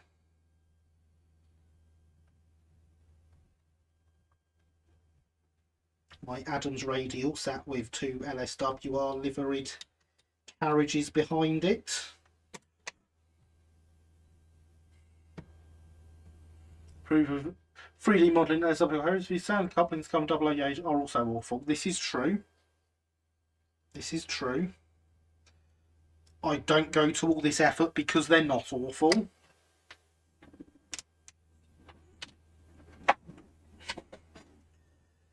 Linny, gradually converting everyone to the true religion of chocolate and salmon. Ugh, I don't want chocolate salmon. It's disgusting.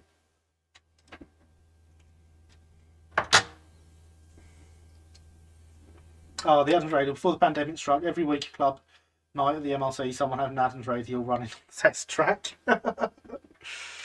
See, I have a problem with mine in that I have never run it.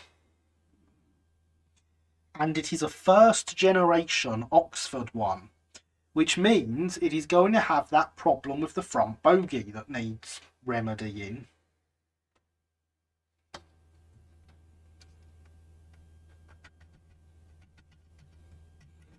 So that'll be fun. I do like a bit of LSW. As a meal, chocolate and salmon doesn't sound appealing. Exactly, Matt. Exactly.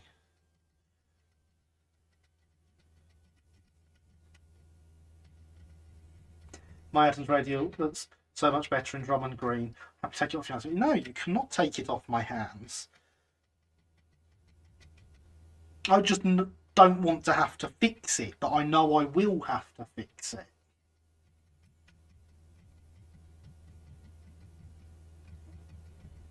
Because it's a little too late to be giving Oxford a ring and saying, yeah, this radial you sold me is no good. I think I've probably got past that point now where I can claim it back on the warranty.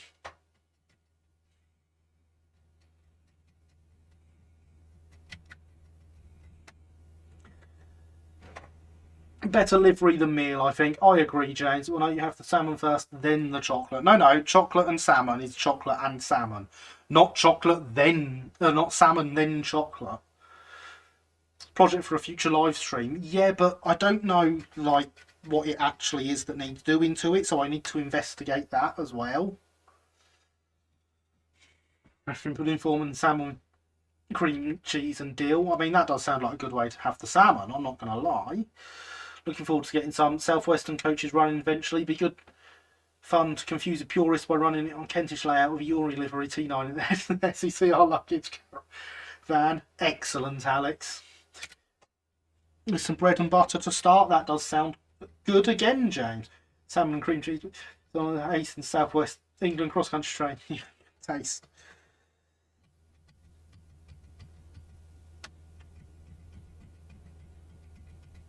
So I assume you're cooking for us all then, James. How are you doing the pudding?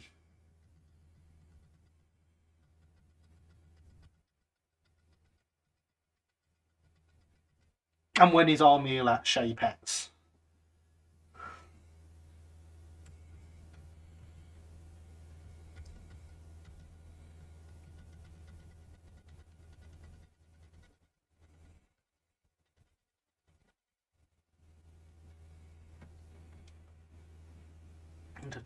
Yeah, good.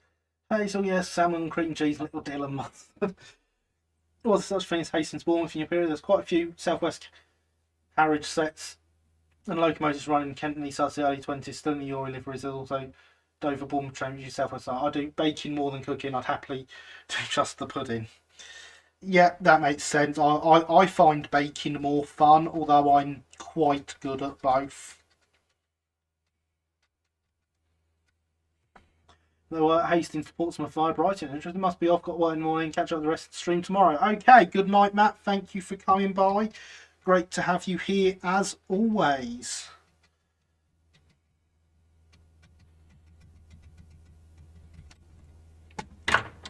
All right. Let's see if we can get this to prise off with the help of the screwdriver again. Oh yes. There we go.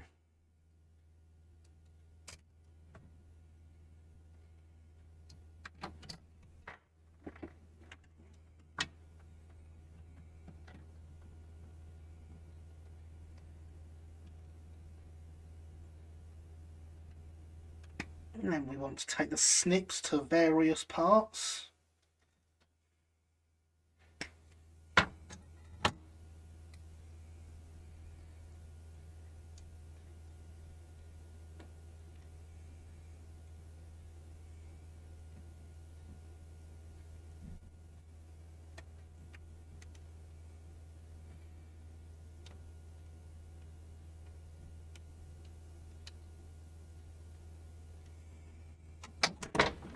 If there's anyone out there that might potentially ever, for some reason, find themselves doing CAD work for a company that makes ready-to-run products, I would like to make sure you realise how much I dislike companies that don't make these boxes easily removable for people like me who use different couplings.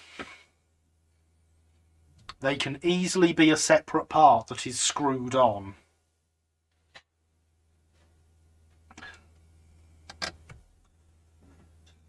So this chain that I had gone so far, as my research indicates by fact, if I was I think I can gauge out when it gets built. That is a shame. Those buffers look good. Thank you, James. Buffers, yeah, they are indeed Roxy, from Roxy. I got them. They are the Markets buffers, which turn up pre-built very nicely. I understand Dave at Roxy has to actually put them together and package them. I prefer cooking than baking. Baking is something I do when I need to slow down, de-stress, having to follow the instructions in order not to mess up the end result. So, in that case, Alex, are you cooking dinner and James is making the pudding then? That's what I'm hearing. You're cooking us a nice salmon dinner and James is making us a chocolate-based pudding.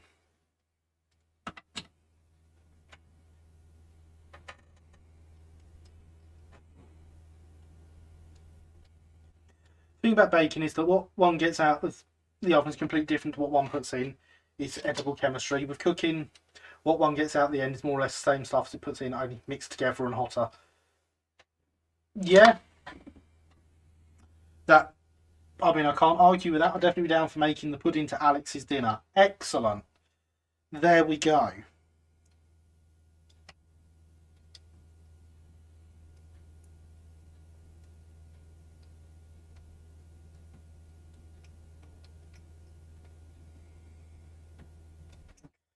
Do not put a knife into your finger. That is very painful, children. I think that's very agreeable. Tonight I did coke braised pork with crackling. That went down a treat. Excellent. You see, well, the kids this weekend have really been on the let's make sure Daddy's diet's going well.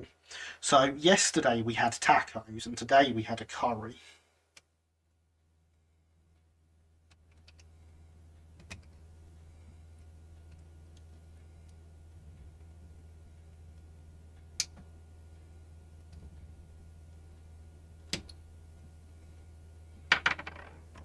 Which, yeah, that's really helpful.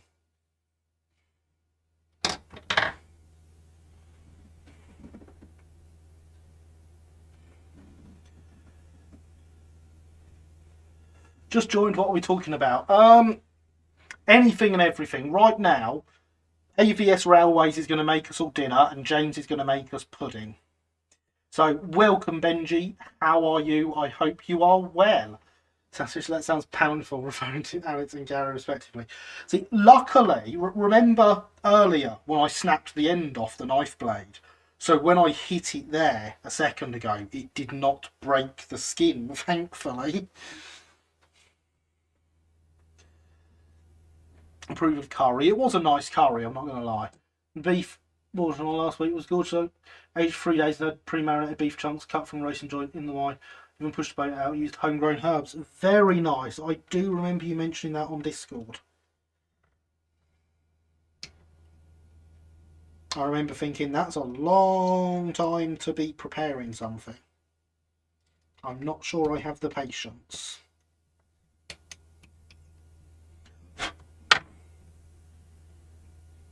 Homegrown herbs, that's impressive. That must be very tasty. I used to grow my own herbs once upon a time. I had a nice little herb garden. It is long gone now. So yes, to catch you up, Benji, we have added correct footboards. We have made correct pattern wheels using centres that are 3D printed along with some Gibsons. We have put sprung buffers on. And we have done handrails.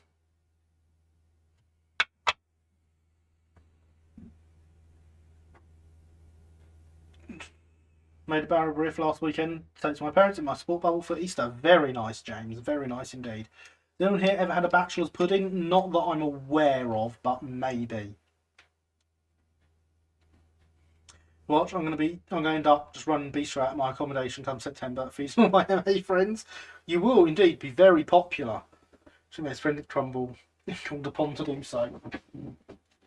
I am going to refill the hydration vessel because, as the bot says, hydration is important.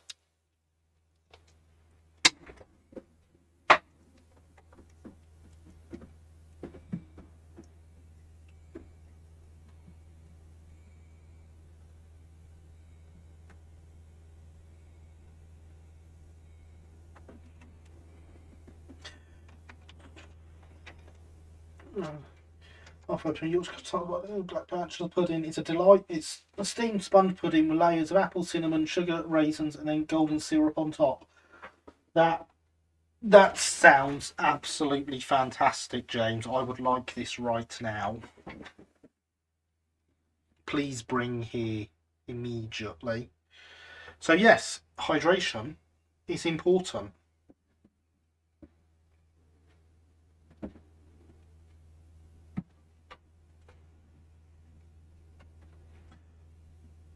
I want to see the apple go soft and mushy in the steaming process, and the sponge releases through the apple, binding it all together. Yeah, I like the sound of this, James. Just noticed time, it's past pumpkin time here and I have to work tomorrow. Good night, all. Good night, Paderborn. Thank you for coming by. Great to have you here as always. Sleep well. Golden syrup runs down on the outside when turned out and is very tasty. It sounds very tasty, James. I don't have to count pictures of this. You are a tease, James. So, next step is to make the chassis all one colour. Which of course requires bringing out the paint again. So you get to watch me do more painting, which I know you all love. I do it so much recently.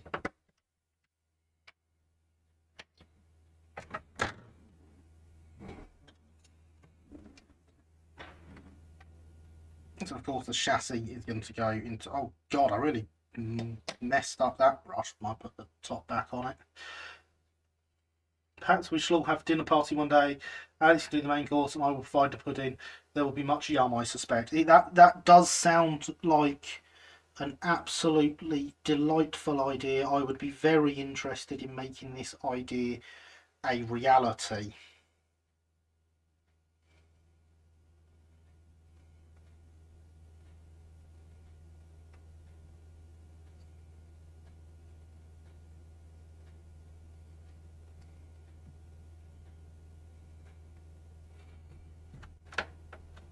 I'll make soup to go with garage bread. Oh yeah, and I can bake some bread for the starter because my bread is fantastic, and my own recipe I should add to that as well, because that's how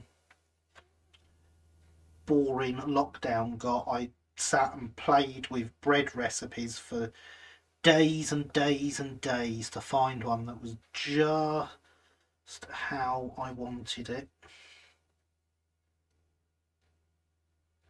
Exactly the right amount of crunchiness in the crust, exactly the right flavour.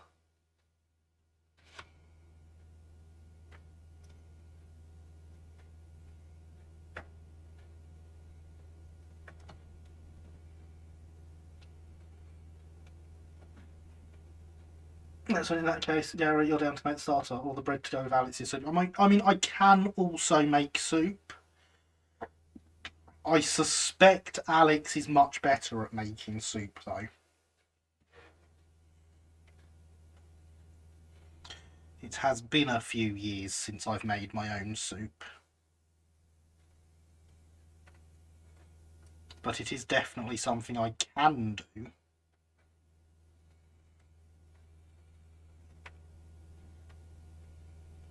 My bread recipes, like I very much approve of baking experimentation, edible science. It sounds impressive when you bread a live stream.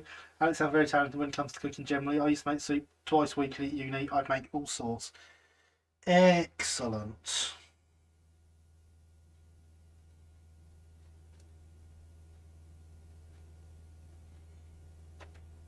I used to make soups in the autumn, and they would all be very autumnal. I've decided that's a word for anyone who doesn't agree that it's a word.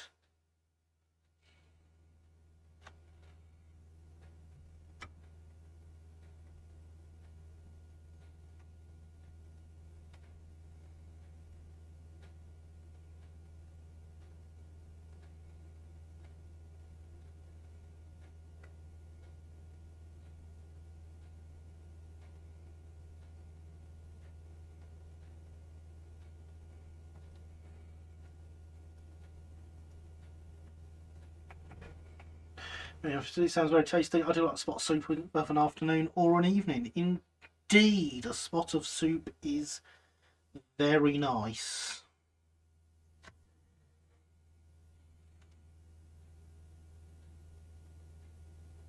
Although I'm more of a have a nice cup of green tea in the evening rather than soup. Although I suppose really night, because at any other night of the week I would be having it about now. Although I'm not very impressed with Twinings, they have changed the recipe since the last time I had to buy some. And it's got different flavours in it, and I do not approve.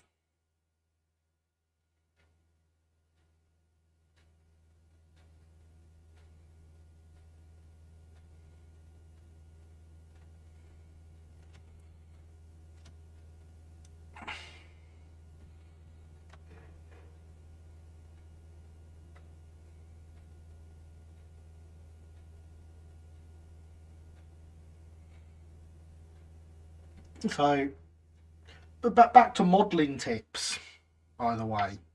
I've heard a rumour that some people have come here for modelling stuff.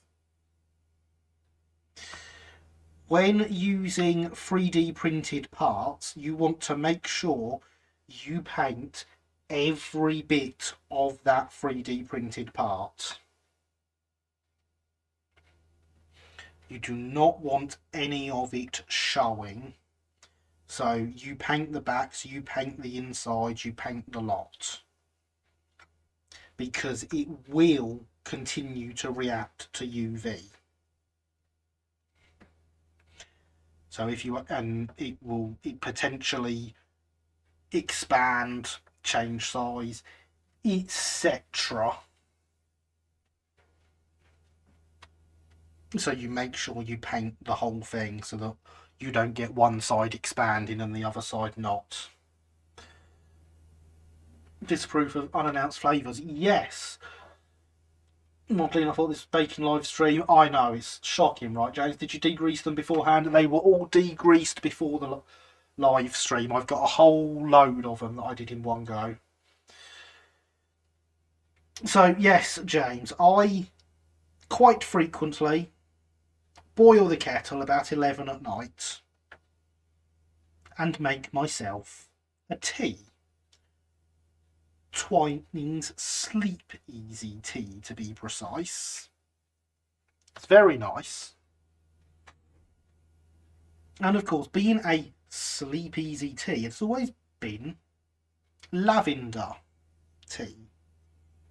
And it's been very, very, very nice lavender tea. However, I had to get a new box of it the other day.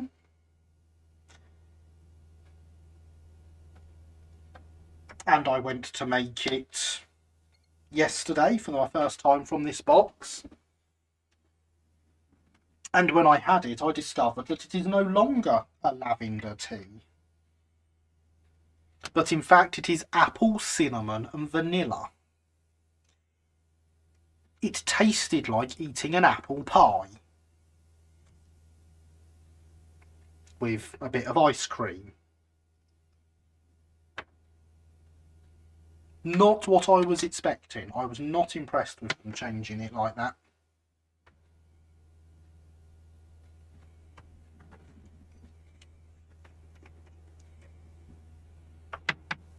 February 19th, 23rd and 9th, so they alphabet WS White Sock.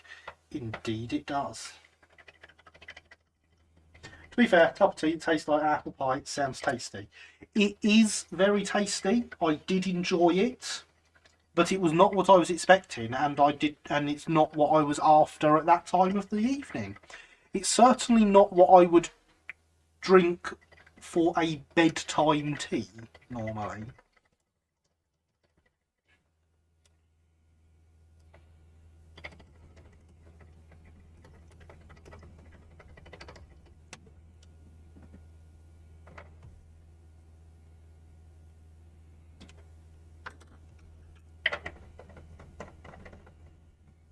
And there we go, that is that chassis done.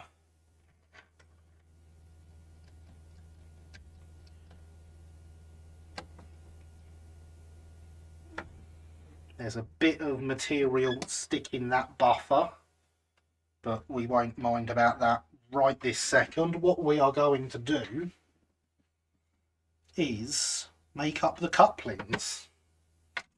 Springy buffers indeed.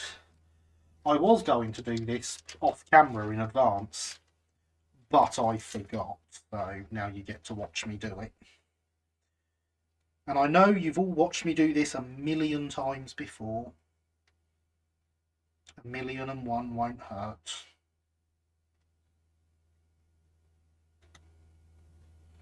There are all the parts.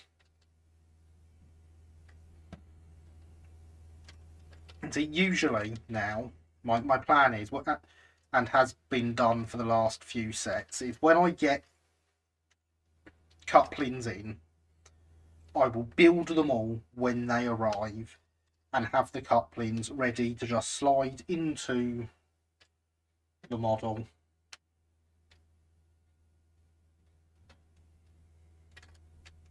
on the live stream. This time I ordered like 5 packs and I really didn't want to have to do them all, so I didn't. The other time you're very committed to doing every teeny bit of work on live stream. There was, but this has become one of those jobs that I've done so many times.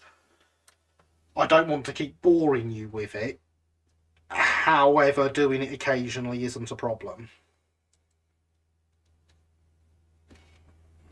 I do still like the idea of doing everything. Have the etching centre yoke improved? I found a few batches and then they weren't well etched, and the pip that the loops I meant to slot into were too short or non-existent. I have never had that problem with them, ever. So I cannot comment on whether they've improved. It could just be a case that I've been very lucky. So I'm not complaining about doing some stuff off stream. No, I didn't think you would be. I did not think you would be for a second, especially stuff like this that you have all seen me do so many times.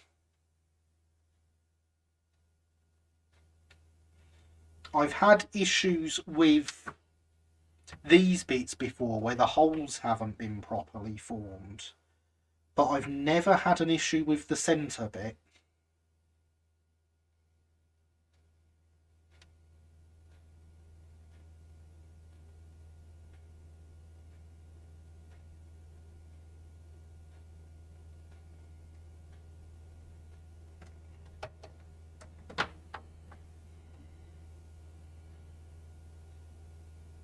Who here doesn't dislike art but dislikes art class in school? I mean, there's a big difference between the art they teach in school and art in the real world, I would say.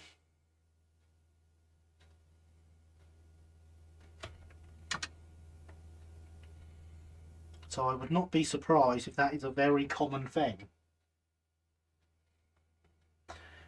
And there is a link to the Discord for those who are not members or have for some reason been mysteriously removed. Do go join the Discord where we chat about all sorts of stuff all the time.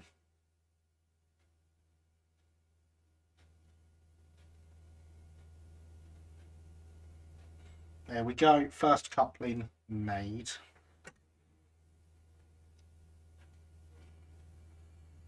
I hated art, but I was a drama/English kid, so it was a strange level of snobbing. I did drama at school. Hated it. Partially my teacher's fault.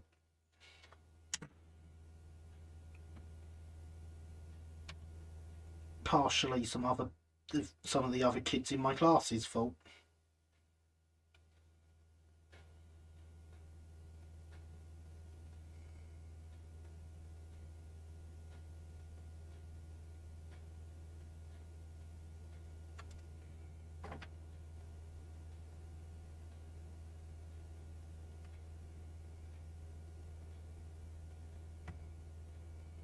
I did a silly there, and I'm not sure this is going to go very well now. It will go to some degree.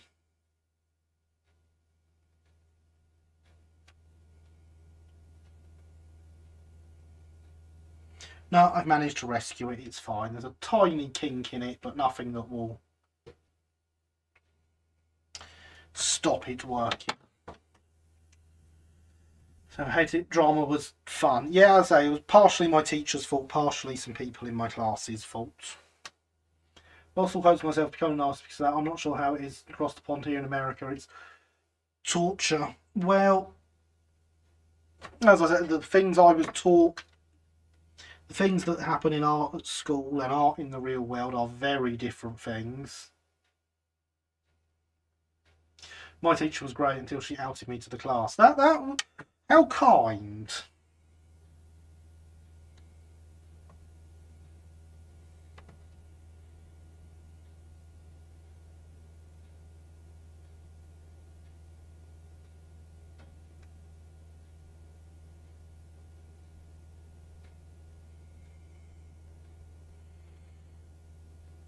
And there we go, there's both the couplings made.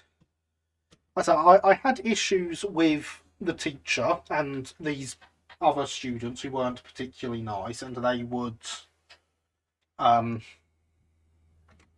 make drama especially not fun. And the teacher would always pair me with these students. And if I complained, I would get told, "No, I don't believe you." So after a while, I dropped drama, and I never told any of the other students that I was dropping drama. So as far as they were concerned, I was just skipping the lesson. They came along one day to me, "You'd best come to drama today. It's the performance. You've not been there for any of the rehearsals. You're going to be stood holding a script, and we're going to fail if you're not there." I said, "Oh, I dropped drama a couple of months ago. I don't do it anymore. It was a very satisfying moment.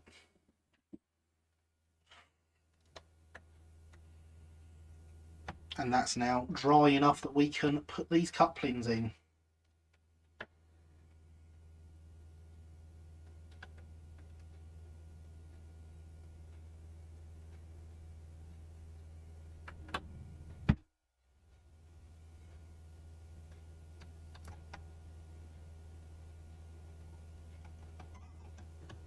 It was not fun being driven to the point that I felt the need to drop it as a subject, but it was very satisfying knowing that they failed their thing because they'd planned for me to be a part of it.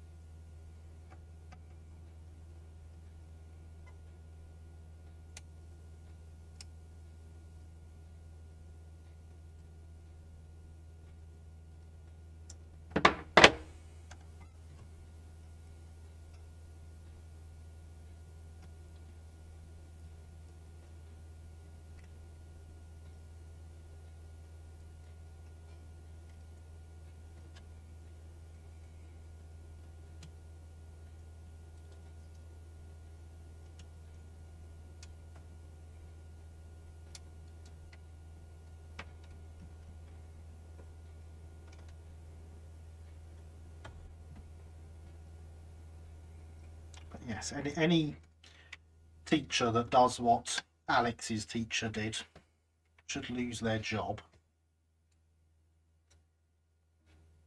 And with it, their ability to teach anywhere else, because they clearly do not understand what safeguarding children is.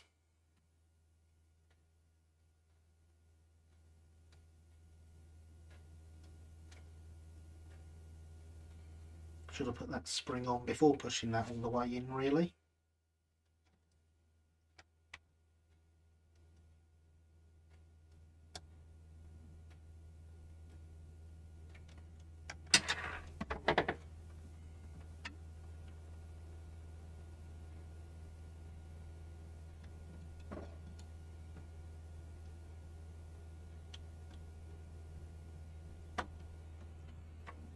I was about to say that we were getting off track, then I remember that we were talking about everything here, and it's nice to not have any distractions talking wise.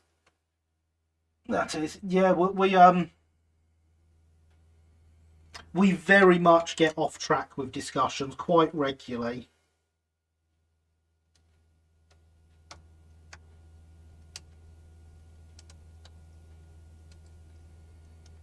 But if we didn't, then a lot of the live stream would be me sitting in silence doing stuff.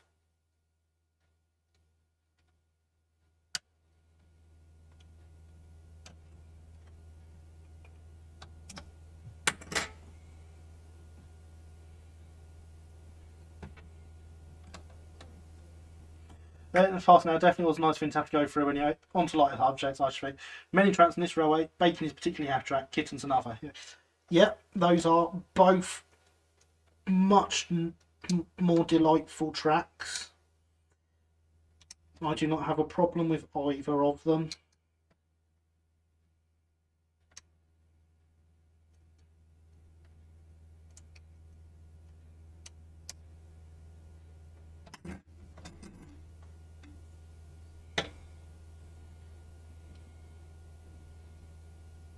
Not having much luck threading this pin through here though.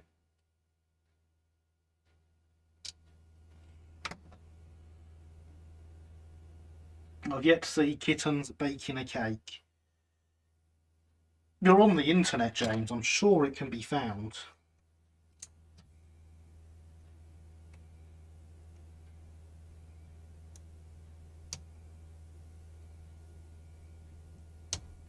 There we go.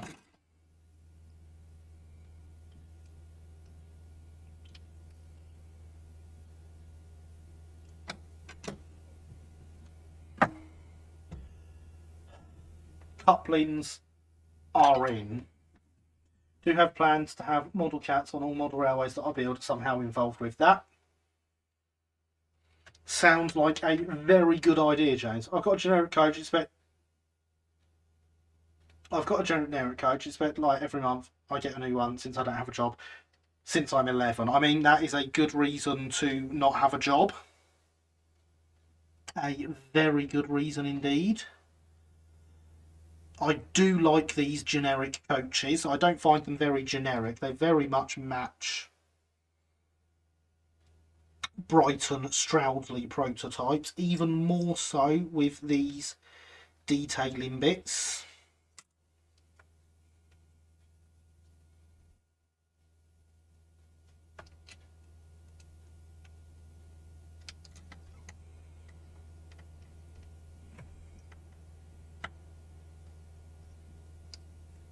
I know these go on because I tested this. There we go.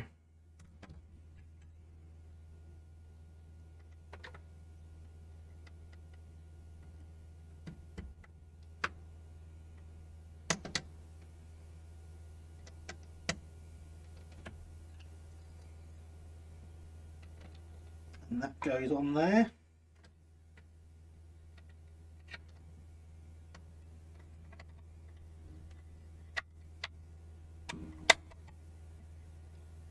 And that goes on there.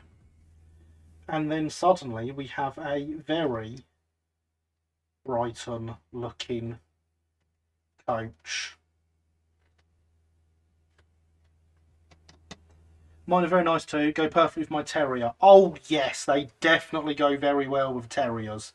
It would have been nice if Hornby had made them properly like this, which was the original intention, to go with the terriers.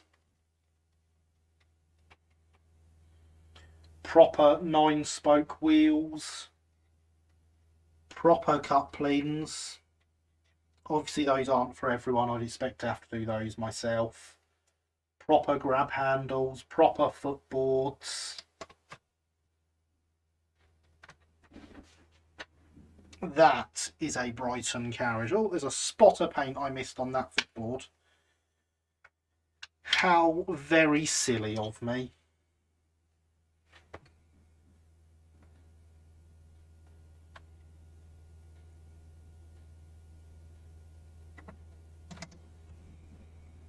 Especially since I was giving my talk on making sure you don't miss any on your 3D printed bits.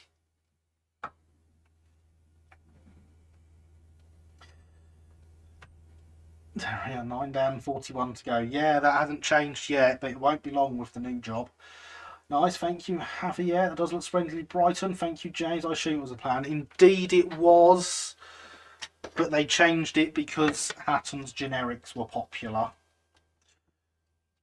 Proper stuff generally is good. You're right, James. This Stroud looks awesome.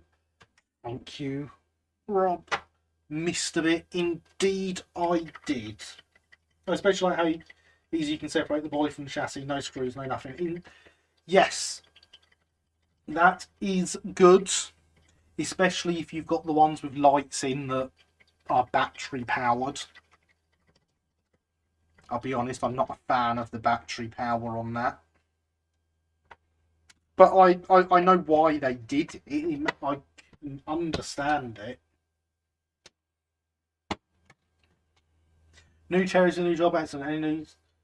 Any of the new highly detailed type? Oh, I don't know about that. I might just, like, you know, every time one comes in second hand, yes, I will take that. Thank you. It's amazing how much I improved the look of these carriages, adding those footboards and door handles. It really is, isn't it? And that is all that is the bulk of what I've done. Yes, okay, I've put sprung buffers and couplings on there as well. But the bulk of the work there is the handrails and the footboards, as far as looks go. And they have come out fantastically well. Well, it has. And of course the wheels, which do make a difference, definitely.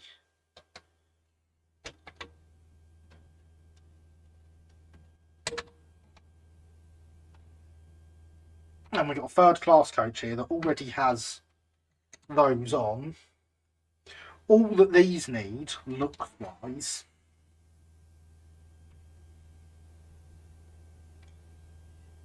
is the footboards adding.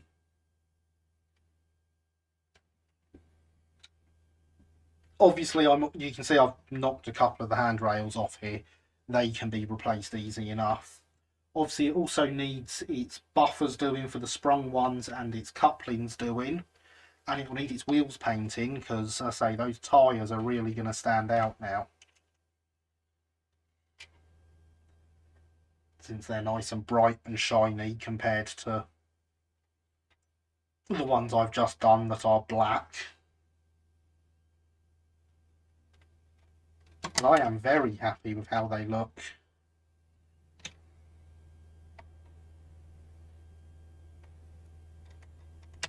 Look, there we go, they even couple up.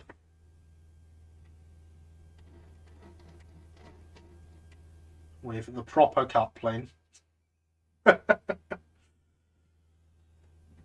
They'll couple up even easier if I get the proper coupling on both of them. And for doing the corners, I can already get quite a tight bend on that. And that's just with sprung buffers on one carriage. Sprung buffers on both of them, that's going to still be train set curve sort of radius. So yes, for those that there are, go on, some more grab hairs on and the footboards on the third. I was planning on doing that actually, Linny. Now that you mention it, but I dropped it. Typical. I was about to say there's one of the ones that I knocked off. But yes, as I was saying, for those that want the detailing parts, down there in the description is the links to it all. There's the third. I believe it's 2 on this side and 1 on the other that I've knocked off. Yeah. Will you be getting the Dapple O-Gauge 4-wheel Stroudleys? I am tempted.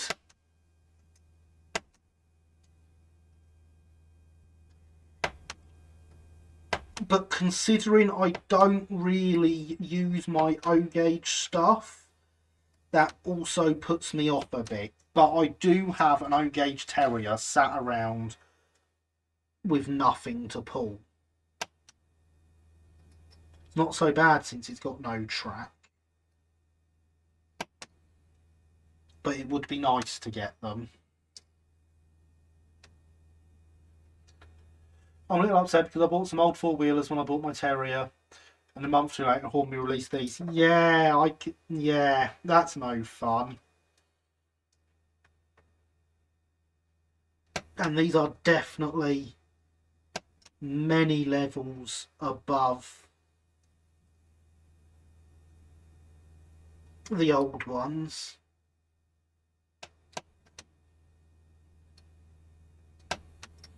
So I was amazed how quickly these went from Hornby telling us about them to them being here in front of us. Any plans to make an O-Gauge layout one day, branch on Terminus, turn century perhaps? No. My plans for O-Gauge are something to run round the Christmas tree. That is it.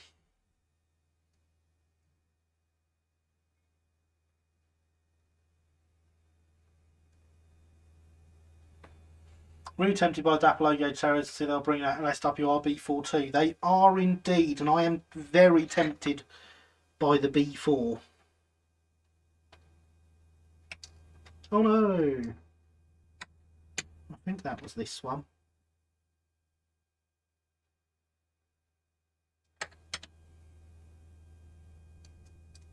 None of them feel particularly sticky.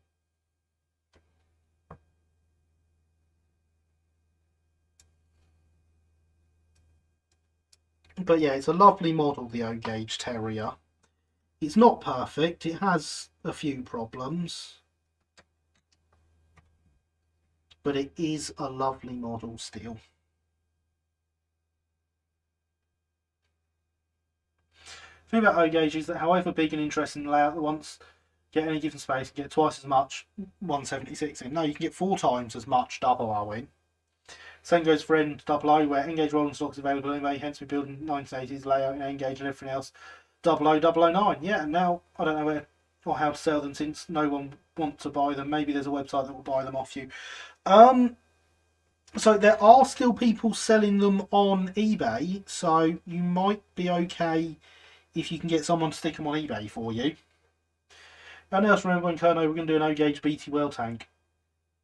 I did not know that. No, I don't remember that. What delivery do you have the O-gauge Terrier? My Terrier is in Umber. Because the improved engine green livery that they did was just so bad it would need instantly repainting the minute I got it. And I wasn't spending that much on something that needed instantly repainting.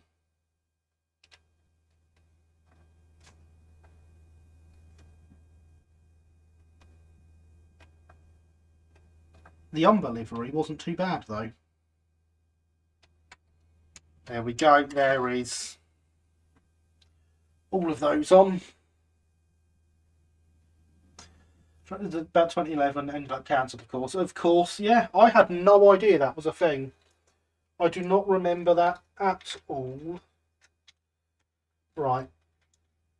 Let's see if we've got 2 straight ones of these. Because, well, I've got 10 minutes left. I'm not going to run any more hot water, and I'm sure you won't be too shocked to hear that it's gone cold.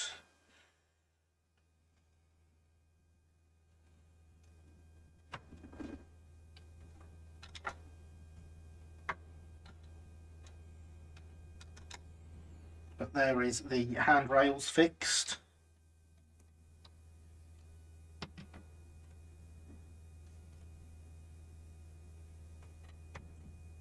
Wait till there it is. Gonna need some more glue.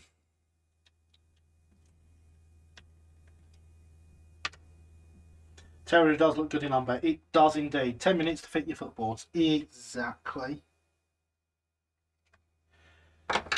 And yes, if anyone's surprised that that water from earlier has gone cold, go study thermodynamics or something.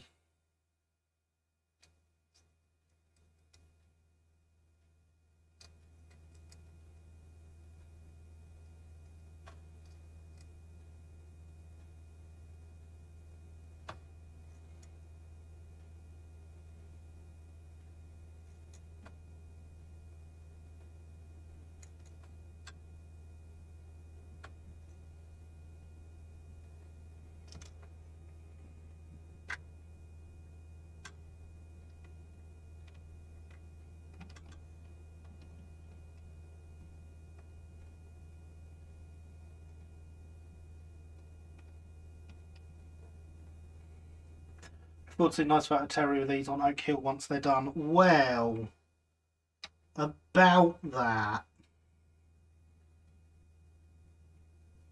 These might take longer to finish than Oak Hill has life left.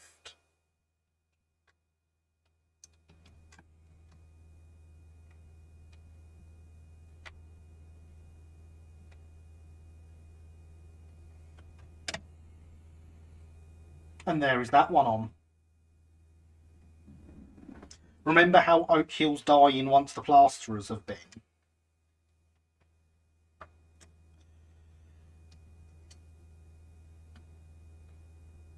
There is very much chance the plasterers are coming on Thursday. Gonna head out, might join back soon. Bye everyone. Okay, goodbye Benji, thank you for coming. We're ending in 10 minutes, so you might not manage to join us again this evening.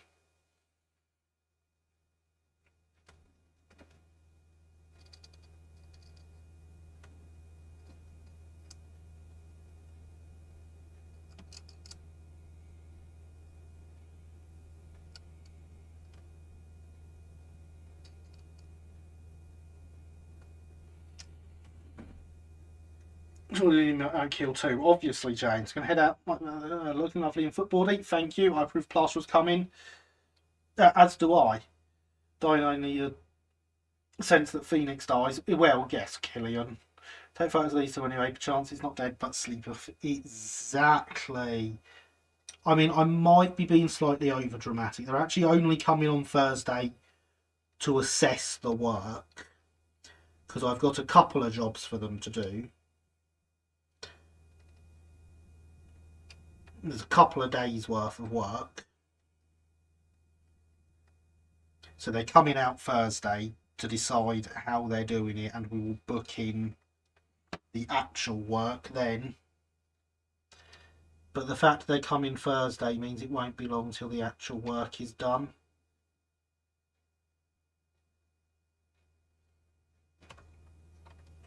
So whilst it's not impossible that these will be finished first,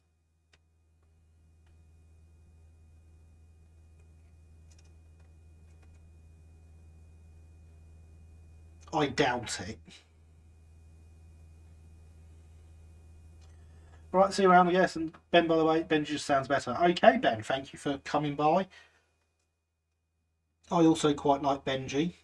Just saying. I hope to see you here again. I'm here every week, so I hope to see you back next time.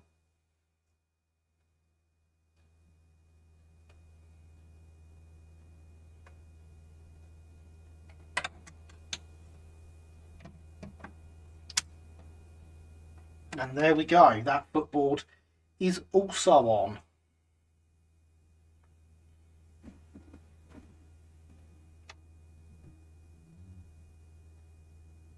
Isn't it wonderful?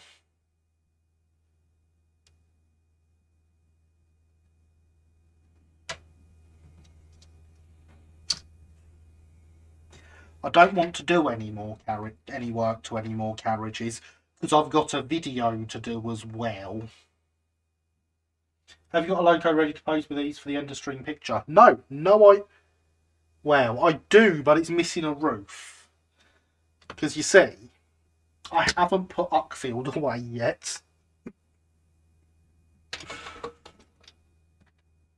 Remember when I said earlier I spent ages cleaning the workbench? Because it was a mess. I meant it. What I should really go and do is grab a terrier. We've got 5 minutes. I'm not even going to put the big right back screen on this time.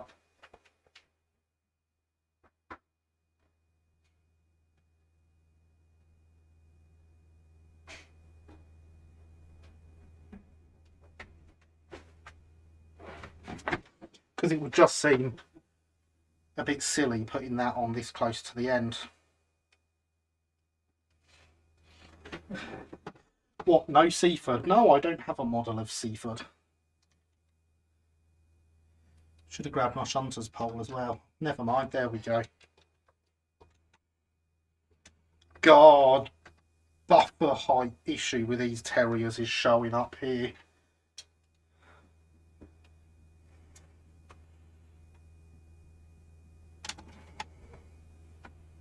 Also, can you give footboards a coat of paint on the second carriage? Yeah, alright, I was thinking of doing that.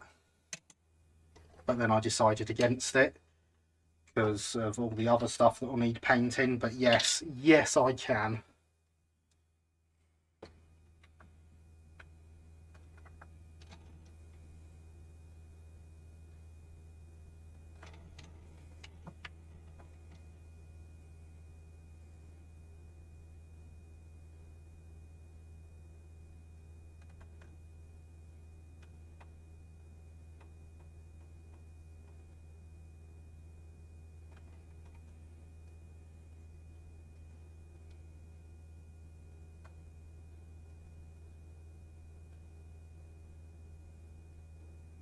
And when I say buffer height issue, so some may remember a while ago I discovered that the buffers are too high on the Hornby made old terriers, which this is.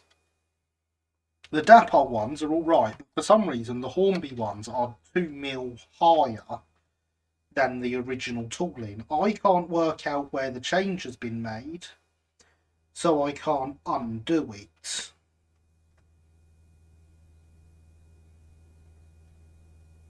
But it means I have buffers that are 2mm higher than the buffers on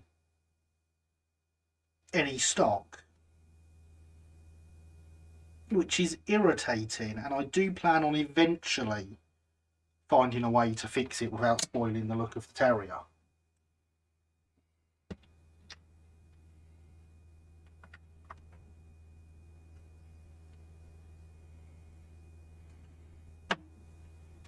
There we go, Linny. They've had a coat of paint. Does that satisfy you?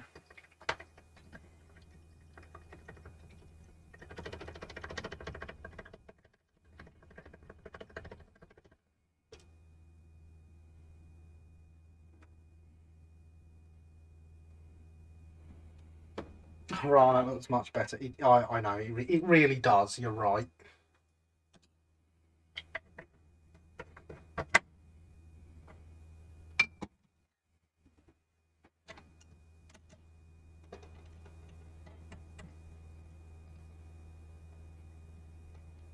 Definitely should have grabbed the Shanta's pole, though. Next, you'll be wanting me to show just how far off the colour on those carriages are by grabbing a horse box or something. Which also has sprung buffers.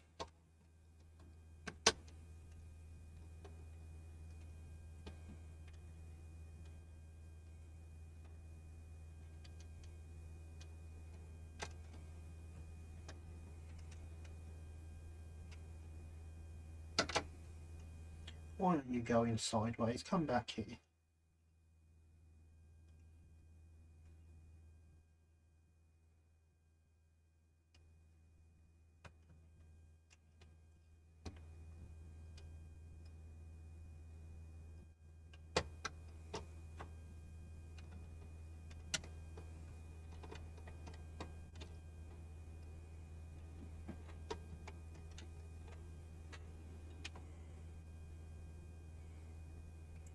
There we go.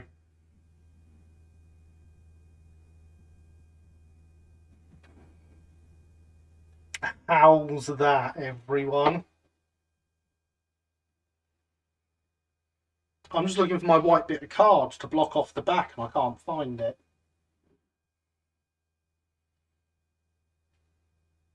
Colour issue, that'll be fine with a bit of weathering. It will, you're quite right, James.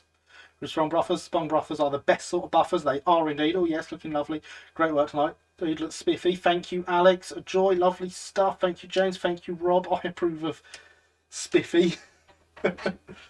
So yeah, we are building up a very nice Stroudley rake kit. Well, say Stroudley, it's not a Stroudley horse box, is it?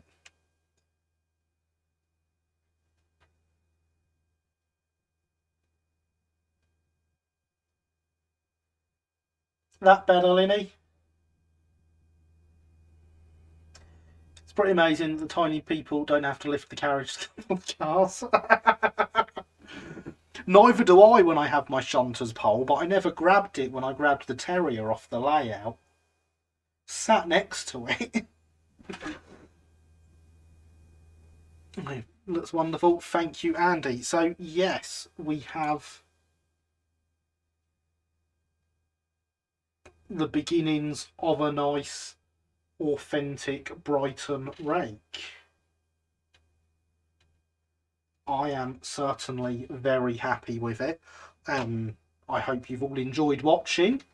I think we've had a fantastic live stream. I look forward to building, to detailing more of these carriages. As I say, there is a video about detailing the carriages coming soon. Most likely to feature this first class carriage.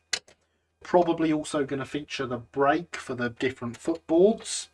So look forward to that. I don't know when it'll be.